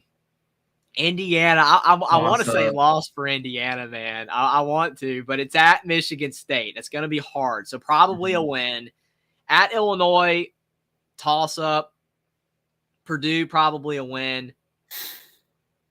Maybe, probably win. Rutgers, you thinking 5.5 or 6.5? 5.5. 5.5. Their schedule's not unreasonable. There's some winnable games. Aiden Trials will be fun, so. Yeah, we'll have to see how, his development, like if he can really get it going by the end of the season. There's a lot of winnable games. I mean, Illinois, the thing is like of Indiana, Illinois, Purdue, Rutgers, Michigan State could win all four. They could, but they could also lose all four. I mean, there's a lot of variables. Jackson's saying Purdue, Michigan State should go on Cartoon Network. Yeah, he's pulling out all the stops. He's like saying Nickelodeon, Cartoon Network. I mean, I would not have a problem with games being on those networks. I wouldn't. I mean, it's the Paramount Pluses and the stuff like that that's frustrating. The Peacocks is frustrating. Or MTV. Yeah, definitely MTV. Got to give music television something to air. Hummus saying 4.5 for Michigan State. Well, yeah. 5.5 for Michigan State's what FanDuel says. Yeah, 5.5. I think that's fair. I could see 6.5 though. If they had 6.5, then I wouldn't have really disagreed with it because there's a lot of winnable games. But I understand why they don't give it to him because it's his first season. And to Hummus's point, Rutgers is pretty good. So for Rutgers standards lately. So I mean that could be a loss. All right, Minnesota for Dave. Yeah, Minnesota is going to be a very interesting team as well because, like, I mean, I think a lot of people thought PJ Fleck was going to go to UCLA to get out of Minnesota because Minnesota, like, things are going in the wrong direction, kind of. I mean, they're not what they were a couple years ago. Like, I guess the aura around the program is not on the good end right now. So. Yeah. I don't know. Like North Carolina, it's a tough game because, I mean, it's at home, so they probably get it done because of that environment. But, like, they could lose that game. That would be a bad start. Rhode Island's a win. Nevada should be a win. Iowa, they never beat Minnesota. Or Minnesota never beats Iowa. Iowa always beats Minnesota. So it's like they're not going to beat Iowa, right? Until they finally do it. It's hard to pick them to do it. That's great. Hummus Hero. One of the best comments of the night. There's been a lot of great comments, but let's start a petition to have all the Rice games aired on the Food Network. If we start getting stuff like that, Rice on the Food Network and like Jack saying Purdue Michigan on the Cartoon Network, I mean, there's going to be games everywhere. Jackson says, I'll sign it. That's good. That's so good, though. So accurate. But like I said, Iowa always beats Minnesota, so you just can't really pick them. At Michigan, that's tough. I mean, that's going to be a loss. USC, I mean, they could win the game, but USC's probably going to get it done, you would think. Yeah. At UCLA, that they could win. What are you feeling on that one? I'll say they win because UCLA is a wreck. Yeah, Maryland, maybe toss up. Mm-hmm. At Illinois, toss up. At Rutgers, toss up. Penn State Mhm. loss, even though it's at home. 5.5, 6.5, 5.5, something like that. 5.5. 5.5. Yeah, sounds about right. I mean, they're on the borderline, like 5, 6 wins, something like that. Dave Linsky says 12-0 PJ Coach of the Year, Big Ten champs. Next. Ooh, 4.5. Ooh, 4.5. Whoa, man. They are not on the PJ Fleck bandwagon anymore. No more ski you on. No more rowing the boat. I mean, it's done. They're not rolling down the river anymore. Oh, my goodness. That's not good. If he could legitimately be in big trouble if they go like 4-8. I mean, that would be bad. I think they'll win 5 or 6 games, but wow, I was not expecting that one. All right, let's look at the land of the corn. Okay. Going Nebraska. Hummus Hero said, let's get a petition going for Iowa to play on Lifetime because that office makes you cry like one of those Lifetime movies. Man, Hummus Hero has bringing it with the comments tonight. Fantastic. Okay, so we got Nebraska. UTEP should be a win. Should be a win. Colorado, I mean, they should win. We predicted before, or we said before that they should win that one. Northern Iowa's a win, so they should be 3-0. Illinois, I think you said Nebraska because it was in there. So 4-0 at Purdue. What do you think about that one? Loss, or you think they can get it done in Ross-Ade? This is a really easy schedule. I think we'll get it done. Man, it is easy, man. Look at all these games. UTEP, Colorado, Northern Iowa, Illinois, at Purdue, Rutgers, at Indiana. I mean, they could legitimately go 7-0. I mean, I'll say they lose one, but they're going to lose one, but I'm saying they could. If Matt Rule has the team rolling this time and they are legitimately improved, they could be 7-0. They're not going to be.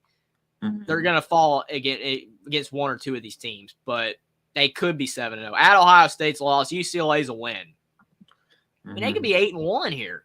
Yeah. At USC's a loss. Wisconsin, that's swing. That's a swing. Yeah. Could go either way. At Iowa, probably a loss, but you never know. Nebraska is 2-10. No, Nebraska's been able to win against Iowa. So, I mean, you thinking 7.5? I mean, I don't think they would dare say 8.5, would they? I mean, the schedule. I'll say 7.5. It could be 8.5. If it's 8.5, though, man. 7.5. Okay, good job. Good job, Vegas. You can't go 8.5 until Nebraska proves it. You got to prove it, Nebraska. They should have made a bowl game last year. You know, that was a collapse. How did they fall from like 5-3 or 5-2, something like that? And they lost their last 4 games. It was unbelievable. How did they do that? Crazy. All right. Next up, we got Northwestern. We got the Nerds. Oh, man. Yeah, and Ron Field going away. I still can't believe that.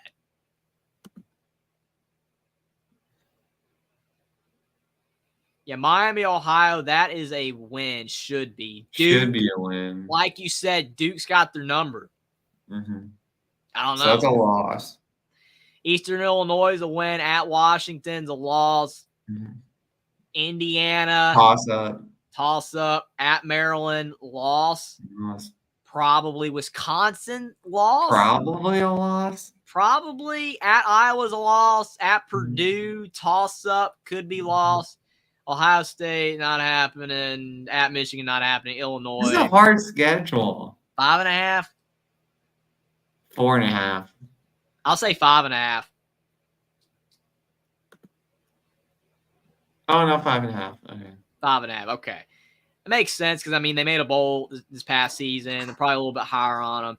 Jason said, where's Northwestern playing next year with Ron Field being replaced? It still says Ron Field on screen, but I'm not sure. That's a great question. I'm sure we'll figure that out eventually, what they're going to do with that. Yeah, Hummus says, I don't think they've announced it yet. Traveling Fools is What's here. up? Appreciate you for being here, Traveling Fools. We're in the Big Ten right now. We've done the ACC and the Big 12. Still got the SEC to go. We're trying here. But yes, with the over-unders in college football, with Northwestern, they're at 5.5. Mhm. All right, let's go to the Buckeyes. Ohio State, they're going to have the highest one in the Big Ten. Because, I mean, all that talent they got, Akron win, Western Michigan win, Marshall win, at Michigan State win, Iowa win, at Oregon. Toss up. That's the game they could lose, even though no Buckeye fan like, we're going to win in Oregon, we're going to win big. But it's like, okay, they lost to Oregon at home a couple years ago. So you never know, but we'll see. But at Oregon, that's definitely a toss-up. Nebraska's a win. At Penn State, I mean, they're going to be favored, and everybody's going to pick them. But Penn State's a good team, so it could be close. But they should win. So, and then obviously the other games, I mean, Purdue, Northwestern, Indiana, those are wins. And then Michigan. Like you said, it could be in their head. You going 10.5? 10 or 11.5. It's one of those two, probably. I don't think they should go 11.5. Because, I mean, you've got Oregon, Penn State, and Michigan. 10.5. 10.5. That to me, if they were playing Penn State at home and Ohio State didn't have this 3-game losing streak to Michigan, then it would be 11.5, probably. But it's because Penn State's on the road and Michigan, they've had the losing streak. So I think 10.5 is fair. Plus the Oregon game. Makes sense. All right. Let's Dave go says, so what I've heard is they're going to play most of their games at Soldier Field and a couple games at Wrigley. That's interesting. That's going to be wild to see that. So now we've got Oregon. Idaho win. Boise State win. At Oregon State. Could be tricky, but win. It could be tricky, but Oregon State, I know it's a rivalry game. Anything's possible. Oregon State's going to be significantly worse, so it should be a win. At UCLA is a win. Michigan State's a win. Ohio State, that's the toss-up. At Purdue, I know Oregon's going to have to travel, so it's going to be interesting, but they should beat Purdue. Illinois is a win. At Michigan, wow, that's tough.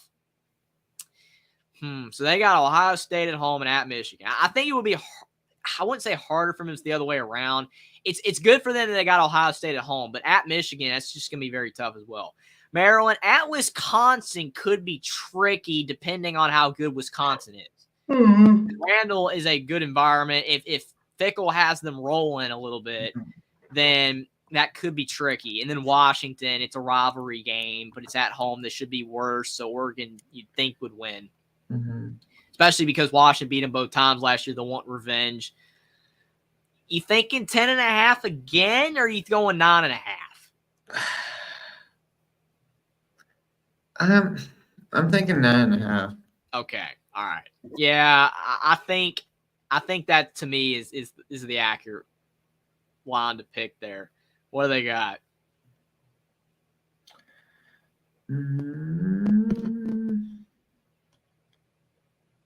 It is the suspense. If Ohio State's 10.5. Oregon is 10.5 as well. I would have thought since Ohio State was 10.5, Oregon would be 9.5.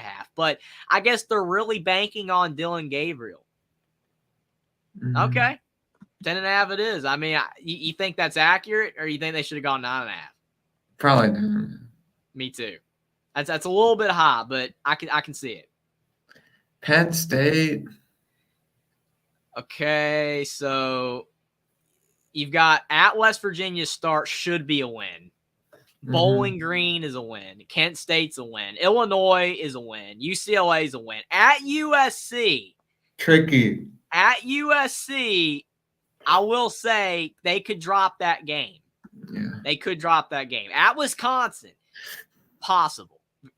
They should win, but possible. Ohio State, loss. I mean, Ohio State's going to be favorite. Washington, you would think, is a win. At Purdue's a win. At Minnesota, tricky, but a win. Maryland, a win. Dave says 9-3. I'm agreeing with that. So you think 8.5 or 9.5? Probably 9.5. 8.5?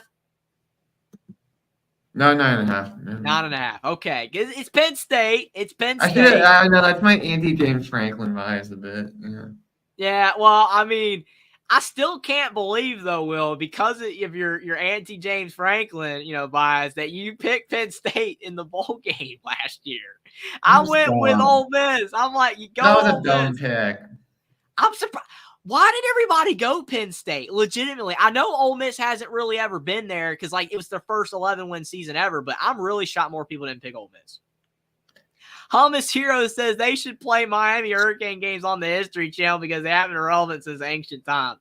Yeah, throw in Indiana basketball too, man. Throw Indiana basketball in there. That's good. Mm-hmm. But yeah, Penn State with 9.5. That sounds about right, I guess. All right, let's move on to Purdue.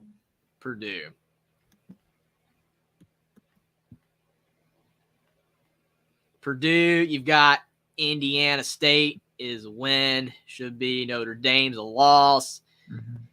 At Oregon State, that's hard, man, because Oregon State's losing so much, but it's still on the road. And Purdue, I don't really think a lot of people are high on Purdue. Yeah. I think arguably more people are higher on Indiana than Purdue, to be honest. I feel that's the case. But, I mean, are you going win there or loss with Oregon State? Loss. Okay. Nebraska, we said that was a toss-up. Did we lean Nebraska? Lean Nebraska. At Wisconsin's a loss. At Illinois, ooh. This is rough. Not looking good for Purdue, man. Oregon's a loss. Northwestern, maybe. At Ohio State, Penn State, maybe. At Indiana, I know Indiana struggles against Purdue, but Indiana could win this year. I'm going. Dave's just 1-11. I'm going 3.5. 3.5.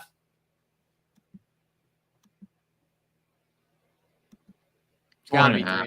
4.5. Where are they getting 4 wins? At least Indiana has a higher over-under than Purdue. Indiana has a higher over-under finally than Purdue. A little easier of a schedule. A little easier schedule. It is, but it's the Signetti hype, man. It's the Signetti hype. But, I mean, we'll see what Ryan Walters can do. I mean, his first season, they weren't great, but, I mean, they weren't, completely atrocious, but that schedule is hard. So we'll see with Purdue. Surprise is 4.5, though. All right, let's look at the Scarlet Knights. All right, Rutgers could be decent again. I mean, they got, some momentum. Howard's a win. Akron's a win. At Virginia Tech. That's a good game. That's an underrated game there. That's a very underrated game. Probably lost. But... I would say lost because it's in Lane Stadium, but that's a good game. Washington, loss. Toss-up. Maybe. It's a toss-up because it's in Piscataway, but Washington should still be a better team, right, than Rutgers. I mean, they'll have better players, but it will be tough for Washington to go across country. I will agree with that. I don't know. That is close. At Nebraska, we said loss on that one. Yeah. Wisconsin, do you think it's more likely Wisconsin or Washington wins at Rutgers? Probably Wisconsin because they're Big Ten opponents and they're familiar. I would agree. UCLA is a loss for UCLA. So I think Rutgers can win that one. At USC is a loss for Rutgers. Minnesota is a win. At Maryland's a loss for Rutgers. I think we said that. Illinois, win. At Michigan State, someone in chat earlier said that was a win for Rutgers. You saying loss? Yeah, I'll say 5.5. 5.5. Yeah. Schedule's a little bit too tricky for automatic bowl. 6.5. 6.5. They're high on Rutgers. They are high. Greg Schiano, they like what he's doing. I think he got a contract extension. I mean, things are looking up in Piscataway. I would have gone with you 5.5. I just think it's a little bit too tricky of a schedule, but wow. Definitely high on the Scarlet Knights. I would have said 5.5, though, man. I agree with that. That's what Dave's saying as well. All right. It's going to get ugly. It's going to get ugly. UCLA, they have to have the lowest over-under in the Big Ten. Unless it's tied. It needs to be 3.5. Right? Unless it's tied with Purdue, but they've got to be 3.5. Hawaii, win, even though on Maybe. the road. Maybe. I mean, this isn't Hawaii, of a few years ago when they had Cole McDonald or even Chevin Cordero. They're not as good. It's just, I think that overall, still UCLA should win the game, but Hawaii could keep it close because it's in their place. Indiana, I'm really pushing for Indiana, man. Gotta win that game. Gotta win. But we'll see. At LSU's a loss. Oregon's a loss. Penn State's a loss. That's an ugly 3-game stretch. Who wants to face LSU, Oregon, and Penn State back to back? And that could aid Indiana because Indiana coming up the next week plays Charlotte, whereas UCLA plays LSU. So that could help out Indiana. We'll see. But UCLA, that's brutal there. Then they got Minnesota, at Rutgers, at Nebraska, Iowa, at Washington, USC. They can lose all these, man. Fresno could be a win. It has to be 3.5. This could be 0-12. This could be 0-12. Yeah, 0-12. I mean, I'm thinking betting the under, man. If you're a bettor, you got to go the under here. Is it 3.5? It's 3.5. 5.5. It is 5.5. Easy money. I might have to bet. How is UCLA 5.5? Look at the schedule. Do you see the schedule, betting on people? What are you doing here? The bettors do not understand the computer metrics. Whoever's spitting in the information, this is not a 5.5 over-under team. Look at the schedule. They're losing a lot. There's no way. Jason says UCLA won 8 games last year. Why do people think they will stink so bad? That is true. I'll agree with that, but they're losing Chip Kelly. They're losing Dante Moore, and they've got arguably the toughest losing schedule. A lot of their defensive players. Yes, and they got probably the toughest schedule in the Big Ten. I haven't seen one harder than this. I mean, look at these games at Washington, at Nebraska, at Rutgers, at Penn State. I mean, they legitimately could only win 3 games. I think they could go 3-9, 2-10. It could be that bad. Look at that. Hummus says Rutgers avoids Ohio State, Michigan, Penn State, and Oregon. How did that happen? That might be why they're 6.5 on the over-under. Plus, Jay said Rutgers returns a lot of their production from last year. So maybe that's why. But, I mean, you have a point, Jason, but it's going to be tough for UCLA to win 5 games, man. I don't see it. I don't see it. They have to beat Indiana if you're going to get to 5 wins. Have to beat Indiana. Dave says you're losing a ton of people. This isn't a great time for them to join the Big Ten. Their home atmosphere is terrible. It's an hour away from campus. Yeah, it's just like the Miami problem again with it's worse. Yeah, UCLA, God rest their soul next season. It is going to be ugly. All right. USC. USC first. We've got, man, I wish Tim was in chat right now. I wish Tim was in chat for USC. Oh, boy, look at that game right there on ABC against LSU. That is going to be Sunday night football. Great game. Cannot wait for that one, man. That's going to have a lot of hype. What are you thinking, though, man? I mean, the location benefits USC because it's in Allegiant Stadium. But you know LSU fans are going to travel. You thinking loss? You thinking win? I'm thinking win. I mean, part of it, I do have a bias against Brian Kelly. Yeah, okay. I mean, I forgot about that. I forgot.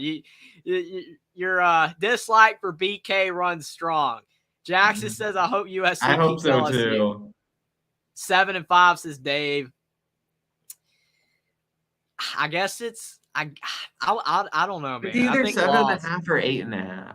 I think loss right now for me, but my mind could change. Utah State's a win. At Michigan's a loss. Wisconsin, we said awesome. I think win. Did we lean win on that one? I don't think we've talked about Wisconsin yet, so. No, we haven't, have we? Okay. Yeah, I don't know. I would say toss up to lean USC. At Minnesota, though, that's tough. That's a tough 4-game stretch, to be honest, though. At Michigan, Wisconsin, at Minnesota, Penn State. It's not unbearable, but it's not easy either. You thinking Penn State is a loss? Yeah, right now I would say loss. At Maryland would be a win. Rutgers is a win. At Washington, win maybe. Nebraska win. At UCLA win. Notre Dame. I'm just gonna say loss for Will, so Will won't lose his mind. I'll say loss. So 8.5, 7, 8. I think 8.5, right? 8.5 or 7.5. 8.5. I'll go It's- 8.5. close. It could be 7.5 though. It is USC though, right? Like they're gonna Yeah. oversell for USC. Oh, it's 7.5. Ooh, man, Tim cannot like that. Tim, there's no way Tim can like 7.5. I thought it might be 8.5 just because it was USC. But hey, again, at Washington, Notre Dame, LSU, there's some tough games. So I think, yeah, 7.5 makes sense, to be honest. Actually, the more you think about the schedule, I do agree with that. But I thought because it was USC, they would go a little higher. A little shocking. So let's go Huskies. All right. So we're almost done with the Big Ten. Washington versus Eastern Michigan. That's a win. Versus Washington State. Yeah, Weber State's a win too. Washington State, I mean, it's a rival, but It's a win. I'll say should win that. Northwestern is a win. Well, it's a very purple game. Oh, man. Yeah, if you like the color purple, that is the game for you. At Rutgers, we talked about that one. You said it was a toss-up. Mm. I mean, I could see Washington winning, but I could also see Rutgers winning too, because Rutgers, they're solid. I mean, I never really thought I'd be saying Rutgers would be solid, but they've gotten there under Schiano in his second stint. Michigan's a loss, probably, even though it's at home, so you never know. They could win the game. I mean, it wouldn't be impossible, but it's probably a loss. At Iowa, I think we said loss. I think. Indiana, even though it's in Bloomington, I mean, you never know. If Signetti really has them rolling, you never know. But that's probably a win for Washington. USC, did we say that was a win for USC or win for? I think we said USC, right? Yeah. At Penn State's a loss. And there's a lot of. I think this is another 7.5. This could be a 6.5. Oregon's a loss. UCLA is a win. Penn State's I could see 6.5. They're probably going to say 7.5, but I could see 6.5. This is actually one of the harder schedules. 7.5. Okay. But this is one of the harder schedules in the Big Ten. Washington is not getting any favors in their first season. This is a tough schedule. So, Dave's is 8-4. I mean, if their schedule was easier, definitely 8-4, but I do not like their schedule at all. So, it's going to be interesting. Badgers last up. Okay, Wisconsin's the last Big Ten team. So, win over Western Michigan, South Dakota, Bama. I'm kind of worried about that for Bama a little bit. Oh, man, Will hype it up an upset alert here. I don't know. Jackson, I don't know if he'll probably weigh his thoughts in chat. Oh, man, Dave does not like the Badgers. Being a Minnesota fan, he's not a Badgers fan at all, being a big-time rival. I'm going with Alabama, man. I mean, I'm with you, though. I'm a little nervous about the game. If it was Saban, I wouldn't even probably think about it too much, but DeBoer's losing all these assistant coaches, man. It's going to be interesting. I think Alabama will win as of now. At USC, I think we said that was a loss. Purdue's a win. At Rutgers, I think we said win. I think. Yeah, Jack said he wouldn't be surprised if it was a tight one. Yeah, it could be tight. It could be a one-score game in the fourth. At Northwestern, I think we said that was a win. Penn State, loss, even though they could get it done at home. Dave's saying 5-7 for Wisconsin. I'm surprised they didn't go 0-12. But yeah, 5-7. At Iowa's tough. Oregon's man, their schedule's hard. At Nebraska's tough. 6.5, you think? Yeah. Or 5.5? I have 6.5. 6.5. Probably 6.5. 6.5. Yep. Schedule's too hard to go any higher than that, and I think that they're going to give him the benefit of the doubt. And Wisconsin is a good atmosphere at home. That 6.5 makes sense. All right, SEC. Last conference to go, and obviously we got to do Notre Dame as well. We'll do Notre Dame too. We got to do Notre Dame, and then we'll we were gonna do a little bit more. We're gonna talk about a few other things, but it's We're gonna just so look at late. Heisman odds and then we'll call it a night. Yeah, we'll talk about some more stuff, in a future show or next week or whenever. But yeah, we had a couple other things we were going to talk about. This ran long, but this is a lot of fun. SEC is up next. Crimson Tide up first. Oh, I can just scroll over the Alabama. So you got Western Kentucky win. South Florida. It's going to be a much bigger win this time around. No more. It should be. It's going to be a big win. Okay. At home, Milroe is going to be playing big time win by probably 21 plus points at least. At Wisconsin, I already said win. You're iffy on that one. Georgia. Lost. It's in Tuscaloosa, though. Yeah, I agree. It's probably a loss. Georgia's going to be the better team, but it's at home, so you never know. It's interesting because the game at Wisconsin, like the only reason anybody thinks Wisconsin can win is because it's at Wisconsin, whereas this game, people are going to think Alabama will have a chance because it's at home. If this game was at Georgia, everybody would be picking Georgia for sure. Probably most people are going to pick Georgia anyway. I'll probably end up picking them too when the time comes, unless things change. Maybe Georgia doesn't look good early, then we'll see. But probably lost. Vanderbilt is a win. South Carolina is a win. At Tennessee, Toss up.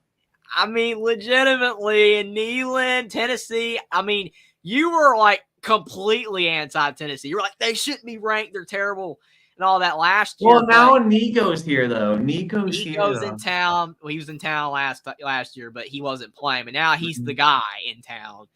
And I mean, the thing is, he didn't look all that good in the bowl game, but it was the bowl game. He could look better. People are hyping him up so much, man. I mean, they should. I mean, they gave him a big NIL deal, and he's a high recruit, so I get the hype, but we'll see. I mean, I could see a loss. I could, but I could see Alabama winning too. Missouri. Look at that three-game stretch, though. At Tennessee, Missouri, at home, and at LSU. Well, that's a tough three-game stretch. They could lose all three. Yes, they could. That's what I'm saying. That is a legitimately tough three-game stretch. Yes, there's a bye in between. But, man, like unless Missouri's worse. Maybe Missouri's worse this year. Who knows? But if Missouri's really good again, then that three-game stretch is going to define whether Alabama's a good team or a great team. And they have to win at least two of those games to be a great team. Mercy to Mercer. That's easy. Then at Oklahoma, my goodness, look at the schedule here. Alabama. Could Alabama be 8-4? Could Alabama be 8-4? This has to be 8.5, right? You think Alabama is an 8.5? Alabama's falling. It's all over. Oh no. Auburn, I mean, it should be a win because they're at home, but 8.5. I'm going to say 8.5. I would go 9.5. It's going to be higher because it's Bama, I think. That schedule, though, man, that is hard. At Wisconsin. It's because it's Bama, it's 9.5. It is 9.5. Okay. I mean, I see why, but that is really tough. Jackson says it feels weird not seeing Bama Ole Miss this season. Yeah, that's good. That helps Alabama. Oh, they had Ole Miss on the schedule too. Ooh. I mean, Alabama, I'm not saying they ever hid, like behind a closet or whatever, like having an easier schedule than some of these other teams. But, I mean, the doors are blown off. I mean, they have a legitimately hard schedule. And with no Saban, maybe they lose 3 or 4 games. We'll have to see. It's crazy. All right. It's going to be low. Yeah, Jackson said that helps Ole Miss more than Bama. Lane Kiffin can't beat Bama. Maybe this year he could have. Who knows? So we've got Arkansas. Arkansas Pine Bluff first. Yeah, so that's a win. At Oklahoma State, we said loss on that one. UAB. No, I don't want to buy tickets to the game. No. UAB's a win. At Auburn. Ooh, that's hard, man. That's a loss. It's probably a loss, but it could be a close game. Jackson said that one should be on Disney XD as well. A&M. Loss. Tennessee. Loss. Loss. LSU. Loss. Loss. At Mississippi State. Toss up. Okay, I'm about to say you're going to loss again. You think they win that one? It's on the road, though. I don't know. Probably a lot. Probably And a plus, loss. coming They off could all win. those hard games, Ole Miss is a loss. Texas is a loss. Wow. At Missouri's a loss. Man, what kind of schedule is this? It's over for Sam Pittman. It has to be, It's right? over. It's so How done. can you win 4 or 5 games with this? How do you win? Where do you win here? I mean, we're going loss, loss, loss. Like, there's no wins for Arkansas. 3.5 or 4.5, 3.5. 3.5. It's got to be 3.5. 5.5. 5.5. Again, as I said earlier, where are the wins? Give me the wins. You said the same thing with UCLA at 5.5. Yeah. Give me the wins on this schedule. I'm not seeing it. Wow. I mean, I would say they have a belief in Sam Pittman, but you would think, oh, that's kind of gone with how bad they've been lately. I just don't see it. Man, If they money. win 5 or I gotta 6 bet games, some of these. if I will say this, if Sam Pittman wins 6 games on this schedule, give him Coach of the Year. Yeah. Give him Coach of the Year, contract extension. I mean, come on. This is hard. 5.5. Wow. Unbelievable. All right, Auburn. All right, we'll see what Hugh Freeze can do here. Oh, they're playing Cal again. I forgot. Yeah, that's a win. Yeah. Right, because it's at home. We said that. New They Mexico. should be 3-0. Yes.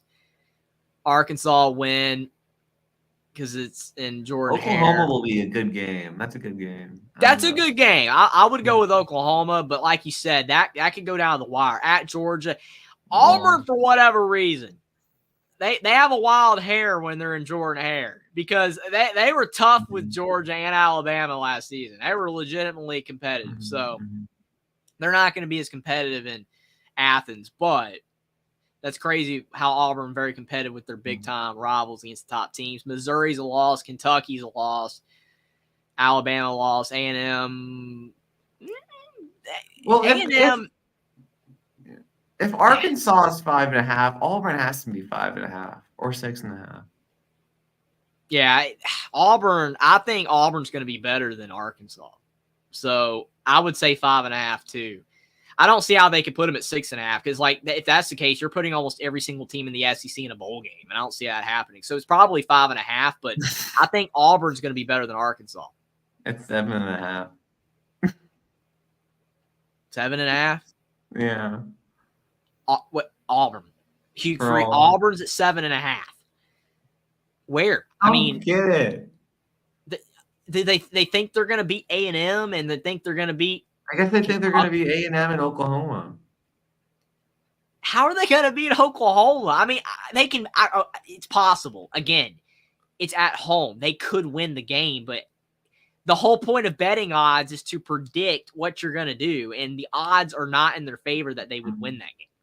So, okay, it is what it is there. I mean, I do not see Auburn at 7.5. I would have gone 5.5. I mean, 6.5 would have been a little bit of a stretch, but I could have seen it. But 7.5, that's too high. Oh, boy, it's time to look at Florida. Oh, no. This is the hardest schedule I've ever seen. Look Good at old the schedule. Florida. This is so hard. Besides Samford.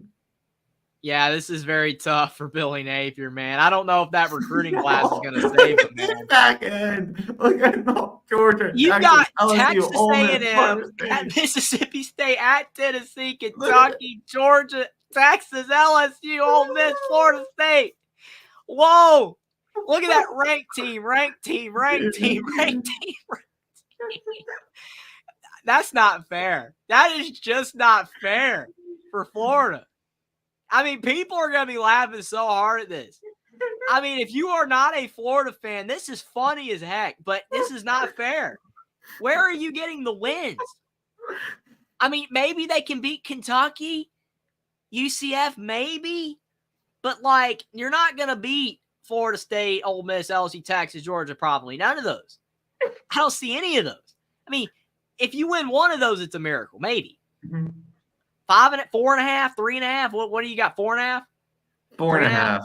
It's probably 4.5 because it's Florida. But there's no if you tell me it's 5.5, then the betting odds do not know what they're doing. It's 5.5. They don't know what they're doing. They just don't know what they're doing. No. Florida didn't even get a bowl game last year. They did not make a bowl game. And you think that they're going to have 5 wins with this? Look at this thing. This schedule, I mean, it's like playing a video game. It's like the hardest level in the game. This is one of the hardest schedules ever in college football history. I mean, I'm sure there's been other schedules that have been insanely hard too, but this is bad. I mean, I don't know, man. I just don't see it. I mean, I like Jason's pick better, Florida at 0.5. I mean, that's a lot better. Well, I mean, that's way more accurate to me, but I don't know, man. That's fine. But I mean, if Billy Napier can get 5 or 6 wins, and they should not fire him because that's a good job. I think 3 max. Yeah, I mean, 4's being nice. 4's being like lucky, but I mean, 3 makes a lot of sense. That's a hard schedule, man. Good luck to Billy Napier. That's all I can say. Mm-hmm. All right. 5.5. Oof. Now we've got a team that's going to win a lot more than 5 games. Georgia. Clemson, we said win. Tennessee Tech win. At Kentucky win. At Alabama, you said that was a win, even though it's going to be close. Auburn win. Mississippi State win. At Texas. Tough environment. You going with a win? What do you think? Awesome. I mean, they could lose that game. At Alabama and at Texas, I think they drop 1. Mm-hmm.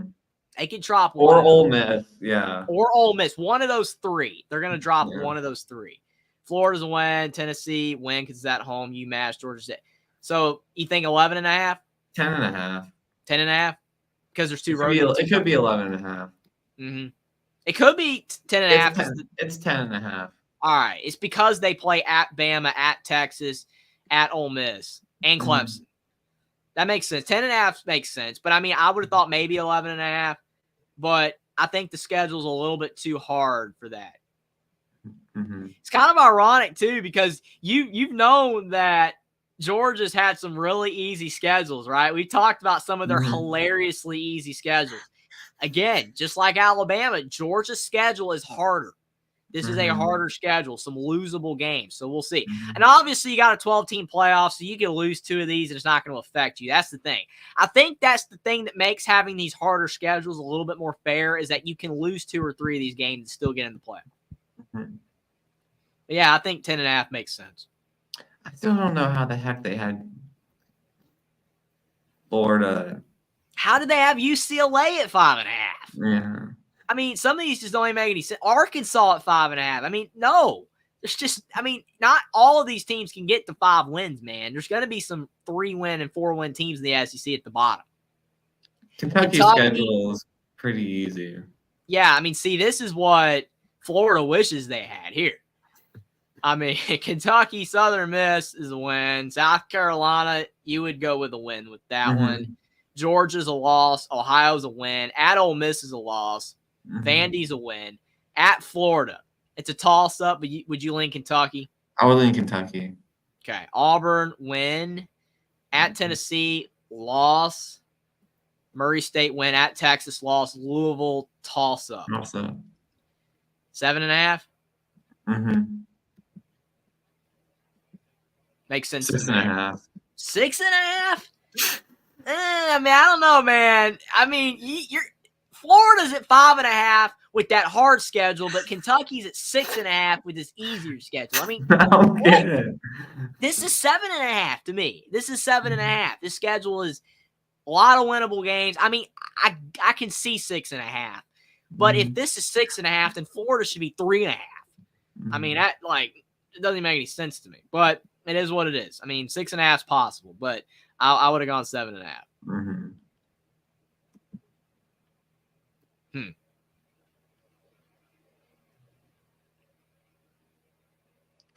All right, we're going. Got your favorite team up next. Not LSU. Brian Kelly, USC, you went with a loss. I said I was leaning win, but you said loss. Nichols is a win for LSU. South Carolina, win. UCLA, win. South Alabama, win. Come on, Ole Cade Miss. Womack. Come on, Kane Wong. Yeah, come on, man. Let's do it. Ole Miss. Wait a minute, though. Ain't Kane Womack now at Alabama? He's at Alabama. I forgot. I forgot about that. He's at Alabama. So no more for South Alabama. That's tough. I forgot about that. Ole Miss. Loss. It's at LSU, though. I could go either way with that one. I could go either way with that one. They'll beat Arkansas. At Arkansas is a win. At A&M. Loss. Do you think it's more likely LSU wins at A&M or they beat Ole Miss at home? That's hard. You can go either way. Yeah. I don't know. I guess A&M. I don't know. I mean, Ole Miss has so much talent. They do. I mean, I wish for Ole Miss though that Judkins didn't leave. That would have just made them so good everywhere. But they did replace them, but it's not going to be the same. Alabama. Toss up. It's a toss up. Their schedule's not easy, man. LSU's got some hard. Oklahoma as well. You thinking 7.5? I don't know about 8. I don't know about 8.5. I mean, they're probably going to give it to them against LSU, but look at these games though: A&M, Ole Miss, Bama, Oklahoma, USC. Not easy, man. You better not be telling me it's 9.5. 9.5. No, incorrect. No way. How is this 9.5, man? LSU. Brian Kelly, he would be doing wonders at LSU if they get to 9 or 10 wins. I don't know. I would have gone 8.5. I mean, 9.5. I get it because it's LSU, but I don't agree with that one either. Man, that's funny. They're really high on BK. Mississippi State. This one's going to be a lot lower. Win, 3-0. Florida is a win. I think, didn't we say win or did we give it to Florida? I think we said win.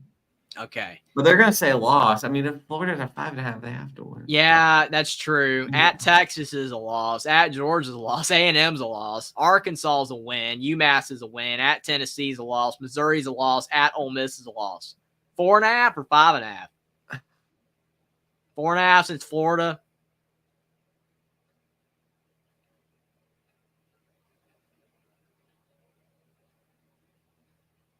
Is it not even on here? They don't have the over-under for Mississippi State. What the heck? They don't have it. How could they not have the over-under for Mississippi State? Like, look, I can't.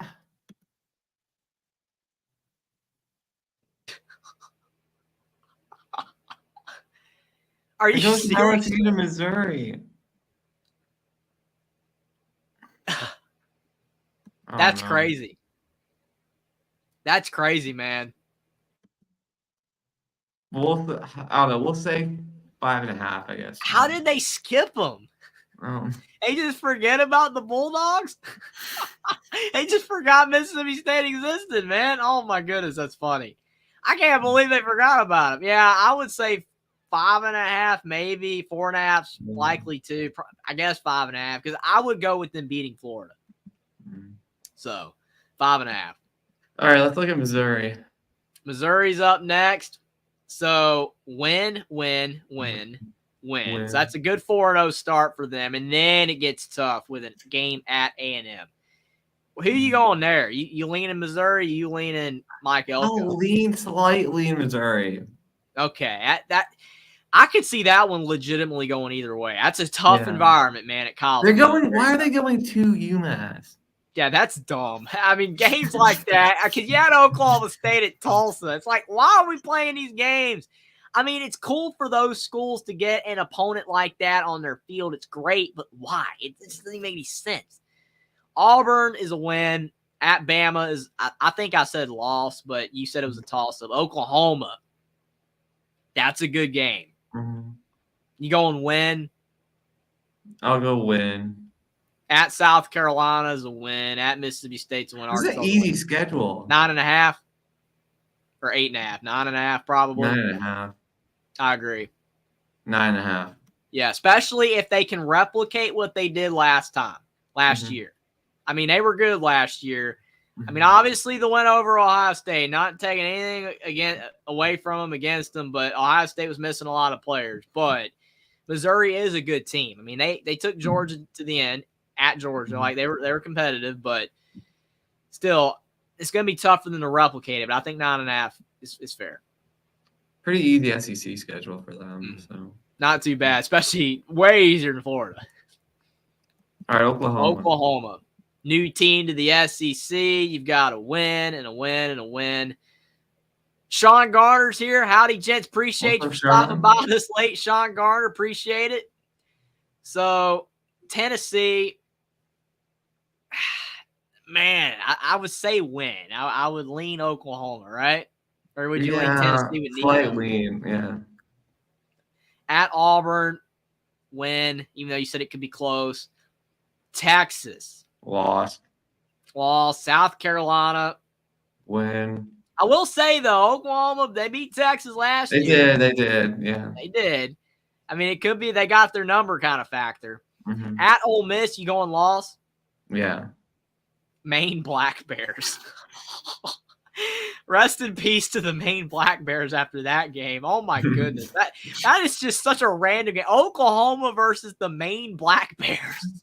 You don't see them popping up against many teams like that. That's crazy. Hopefully, Maine can get on the board. Mhm. At Missouri, A loss. you said lost there. Bama. You said it was a toss-up. Let's go Maine, says Jason. Let's go Maine. Man, if Maine can get on the board, that's a win for Maine. Mhm. At LSU, I will say Oklahoma's schedule is not easy. Mhm. This is harder. A lot 8.5. 8.5. 7.5. 7.5. I was about to say 7.5 felt a bit low. Mhm. But Jackson Arnold did not play all that well in the bowl game against Arizona. He had his moments, but he struggled too. But this schedule is very difficult. So, I mean, I get it. I guess at 7.5. Plus, it's their first year being in Mhm. the SEC. So maybe the adjustment. I would have gone 8.5, but I think 7.5 makes sense too. Still don't know how Florida's at 5.5 if Oklahoma was at 7.5, but I digress. I guess it makes sense a little bit. All right. We've got a few teams left. Ole Miss, Lane Kiffin, Jackson Dart. No Judkins, though. He left, but they got a lot of talent in the portal as well, especially on defense. Furman's a win. Middle Tennessee's a win. No more Stock still. Wouldn't have mattered, though, because Stock still was struggling. At Wake, that's a win. Georgia Southern's a win. Kentucky's a win. At South Carolina is a win. At LSU, what did you say on that one? You said, did you lean LSU? I think I leaned Ole Miss. Okay. I don't know. I lean on the home field, man, because that's going to be tough. But I don't know. We'll see. It's going to be toss-up for sure. Oklahoma, I think we leaned Ole Miss there because it's at home. At Arkansas is a win. Georgia, loss. At Florida, even though they could have a shot to upset Georgia, but it's probably a loss. At Florida's a win. Should be. Even though Florida's interesting. Sometimes they can sneak up on you. Mississippi State should be a win. Why is it not on Thanksgiving? Yeah, why is that? I just noticed that too. Saturday, November 30th, you took away the Egg Bowl on Thanksgiving. How could you do that? No, I don't like that. The Egg Bowl is a Thanksgiving tradition. I always turn on the Egg Bowl, even though the NFL games are on. I always turn on the Egg Bowl. My favorite Egg Bowl moment was the Oklahoma player scoring and then looking like a dog peeing. Yeah, that was my favorite moment too. I laughed my tail off so much. It was so daggum funny, man. They got the score. All they need is the extra point, and then the dude lifts his leg up, gets the penalty, and then the guy misses the extra point because it was put back, and Ole Miss lost the game to Mississippi State. That's so classic, and they showed that, man, because when they did like an Ole Miss Mississippi State through the years, they showed that. They're gonna keep showing that for years to come because that is just so iconic, and the way how they lost that game because of it. I laughed so hard, man. That is just so bad. Elijah Moore, man. Yeah, Sean Garza, Elijah Moore lost millions of dollars on that ante. It's kind of like the dude for Florida with the shoe. Wilson, I think his last name was Wilson. I can't remember his first name. You remember that guy in the LSU game? The shoe game. He threw the shoe downfield and it cost Florida that game. Oh, that was Matt Luke's last game, too. Yeah. Yeah, Matt Luke, still the coach of Ole Miss. Yeah, it's crazy, man. But players blowing games over stuff like that. Absolutely crazy. So what do you got for Ole Miss? I'll go 9.5. Schedule's kind of hard. I could see 8.5. I could see 8.5. No, but 9.5. They're 9.5. talented enough for 9.5, but 8.5 because of the schedule. 9.5 is what Okay. Randall says. I think it's fair. I think that's accurate because of the fact that their team on paper, it should be a 9 or 10 win team, but the schedule is a little bit too tough for me to be confident in that. So now we got South Carolina. That big year for Beamer. Old Dominion is a win. Beamer got to be on the hot seat, right? Yeah, he has to be. I mean, it stinks for him, just like with Aranda and Pittman. But I mean, he was not able to keep guys like Jaheim Bell, that went to Florida State, and then the O line was a lot worse this past year for Rattler. I mean, it just they could not keep their players. They lost too many guys to the portal. Like I said, Old Dominion's a win. At Kentucky, we said loss. LSU's a loss. Akron's a win. Ole Miss is a loss. Bama's a loss. Oklahoma's a loss. A&M probably a loss. My goodness, this is a tough schedule too. Vandy's a win. Missouri is a loss. Wolford's a win. Clemson's probably a loss. 4.5? 4.5. It's gonna say, it might say 5.5.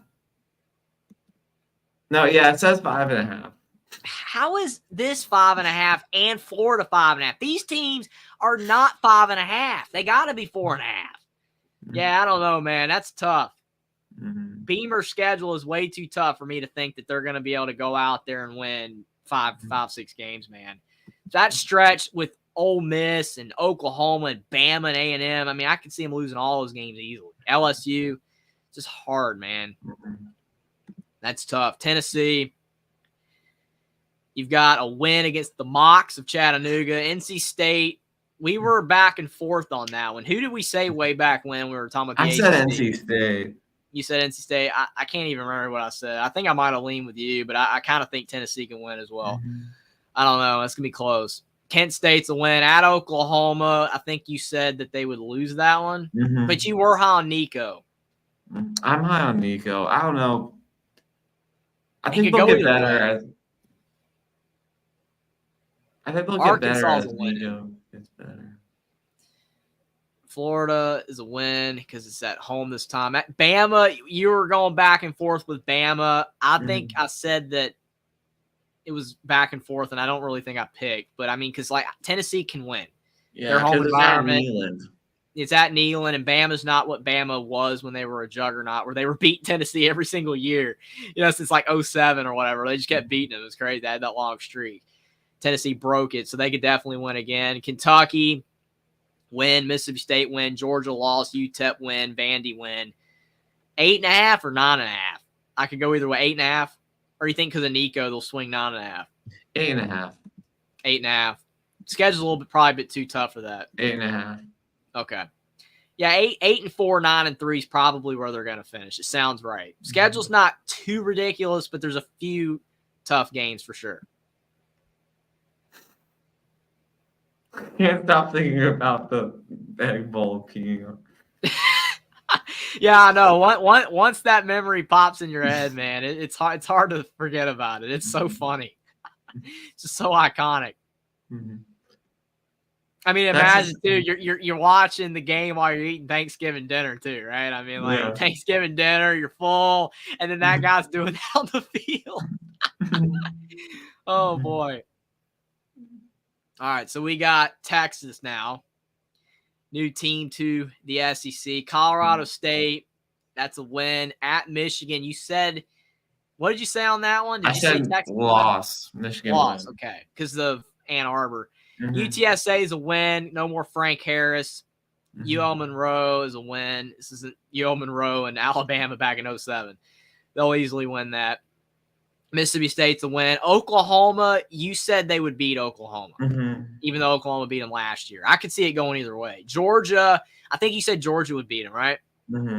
Vandy's a win. Florida's a win. Arkansas is a win. Kentucky's a win. At A&M is hard. A&M's gonna probably treat Texas like they treat Bama, where they're gonna give it 110%. So that could go either way. Yeah, Jack says, I'm glad Texas A&M is back. Cue the Peanuts music for sure. 9.5, you think, for Texas? Yeah. 10.5. I think 9.5. 10.5. I would have gone 9.5. That's crazy. I mean, because you got Georgia, you've got A&M, you've got Oklahoma. A lot of tough games, but I mean, I guess that's fair because of Ewers, but especially because they went low on Oklahoma, lower than we thought with them joining the SEC. You would have thought with Texas, maybe they'd have gone a little lower too at 9.5. It's crazy. 10.5. It'd be a good year for Texas if they can do it. They'd be in the playoff. And we've got A&M up next.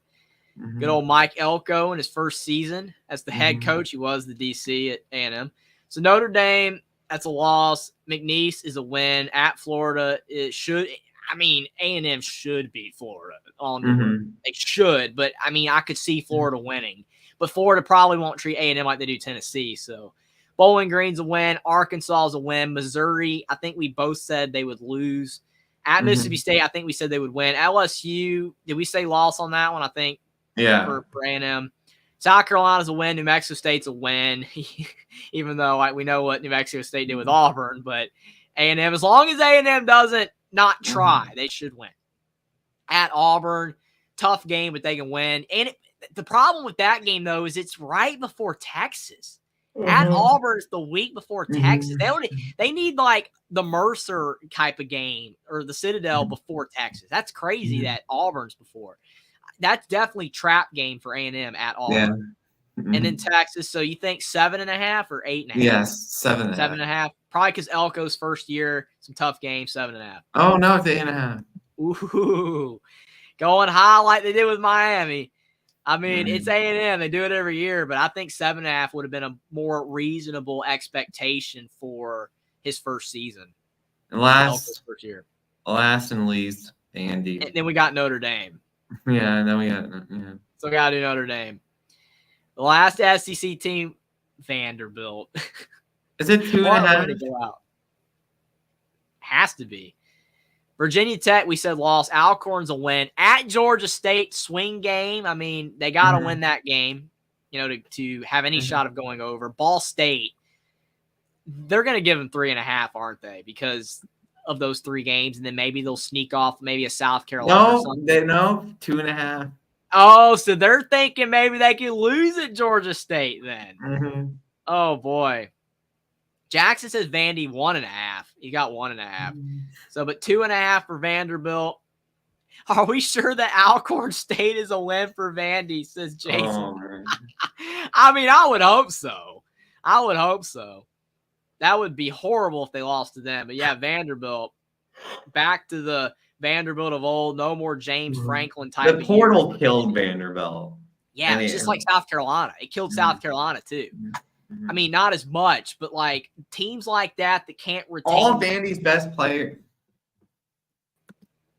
All right. Yeah. Okay.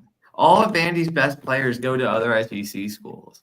Yeah, because I remember like Vanderbilt, one of their best O-linemen went to Alabama or whatever. I mean, it's just tough. Like teams that can't keep their own players, their best players, they'll never win. And that's just the way it is with Vanderbilt. Did you see with Jerry Stackhouse?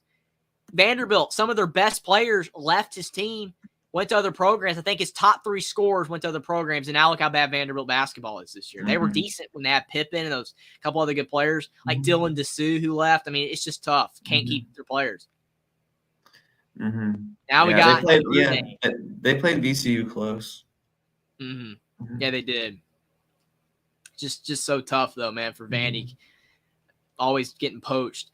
Now we got Will's Fighting Irish, man. I'll let you go through your schedule, man. What are you thinking?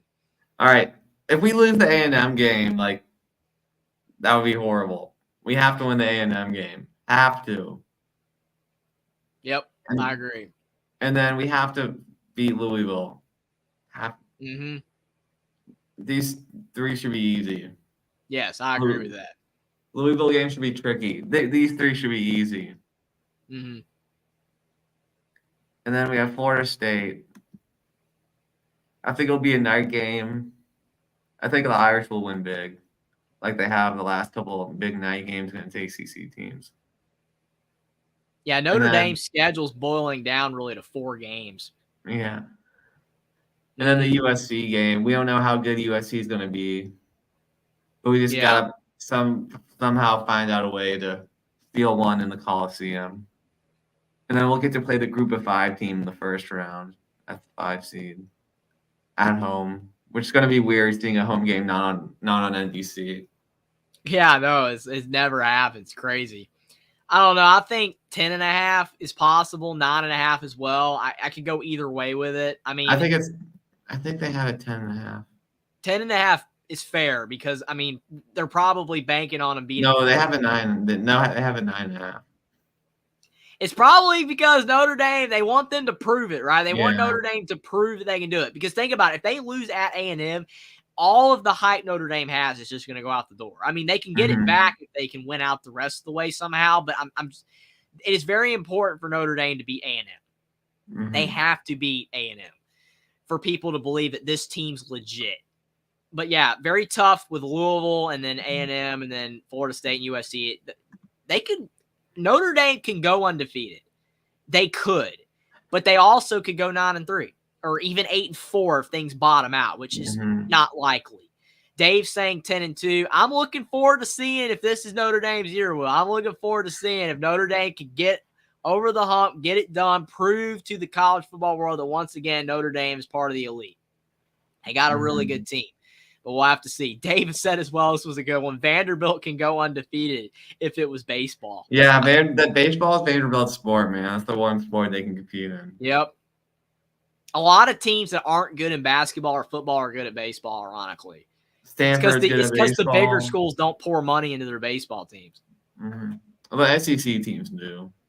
Well, a lot of the other ones, like Big Ten, some of those teams don't. Like Ohio State baseball is not elite or anything. Stuff like that. It's just, besides the SEC, to your point, just a lot of them don't. Jason says, I want to make fun of Will, but I hate when Florida State play Notre Dame. I'm nervous for that game. Yeah, it's going to be a good game. Going to be a good game for sure. Notre Dame got a lot of talent. I mean, they have the potential, especially, with the 12-team playoff, it'll help them make the playoff, but they have the potential to be really good. We'll just have to see if Riley Leonard for me is the key. He has to stay healthy. Yeah, Big Ten is mid-major in baseball. Yeah, the Big Ten in baseball is bad. Like, I remember one year, like, Indiana was actually pretty good in baseball or whatever, and they made, like, the playoffs or whatever, and like, they were only, like, one of 2 teams that did. Like, every other team didn't make it. I'm like, that's it? Like, the Big Ten's that bad in baseball? It was, like, crazy.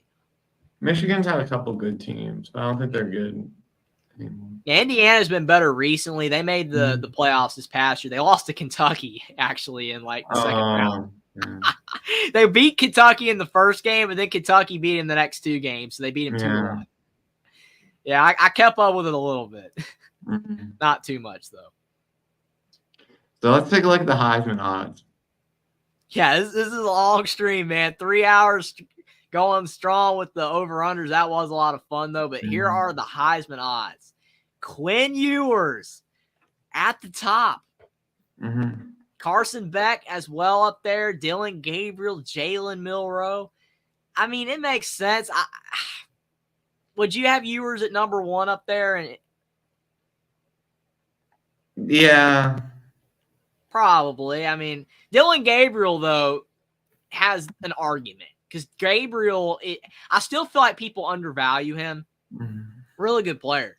He's good at UCF. He's good at Oklahoma. He puts up a lot of stats. I just think he needs the wins. He needs to get the wins. Like if Oregon can have an 11-1 type of year and they're just really, really good and he puts up great stats on a great team, I think people will think more highly of him than they do currently. It's just he hasn't been on a team that's been that great yet. Because like the UCF teams were not as good as they were, with Mackenzie Milton. And then like Oklahoma, they weren't as good as they were when they had Baker Mayfield, Kyler Murray, Jalen Hurts. So I think that's just the Dylan Gabriel problem. He's not getting as much attention as what Quinn Ewers is in the odds because of the fact that he hasn't won. Will Howard, I mean, that makes sense, I guess. I mean, he has so much talent around him, but the problem is like if his stats aren't otherworldly, it's going to get diluted by those other players like Judkins and Travion Henderson, Ibuka. Those guys might take away from Will Howard. Nico's up there, which is kind of shocking a little bit. I mean, Nico, I know so much hype. The hype, but he hasn't played, man. Like that's very high for a guy that hasn't played much. Garrett Nussmeier for LSU getting some attention. He was good in the bowl game. I will give him that. He was good in the bowl game. Jackson Arnold, that's high for him. I would put Jackson Dart above Jackson Arnold because of the experience. Noah Fafita, I get it. Connor Wegman, he's got to stay healthy, man. Riley Leonard makes sense. Cam Ward, I get it, but man, prove it, Miami. You got to prove it. DJ, that's fine. Kate Klubnik and Brady Cook. And of course, it's dominated. All these are QBs. They're all quarterbacks. They're all quarterbacks. They're not even a running back or a receiver. I get it, but it's a quarterback award now. It is what it is. It's always going to be unless it changes, but I think that's fine. I mean, I don't really have too many complaints. I think Nico's a little high, and I think maybe Dylan Gabriel's an argument to be number one, but I get why Ewers is there.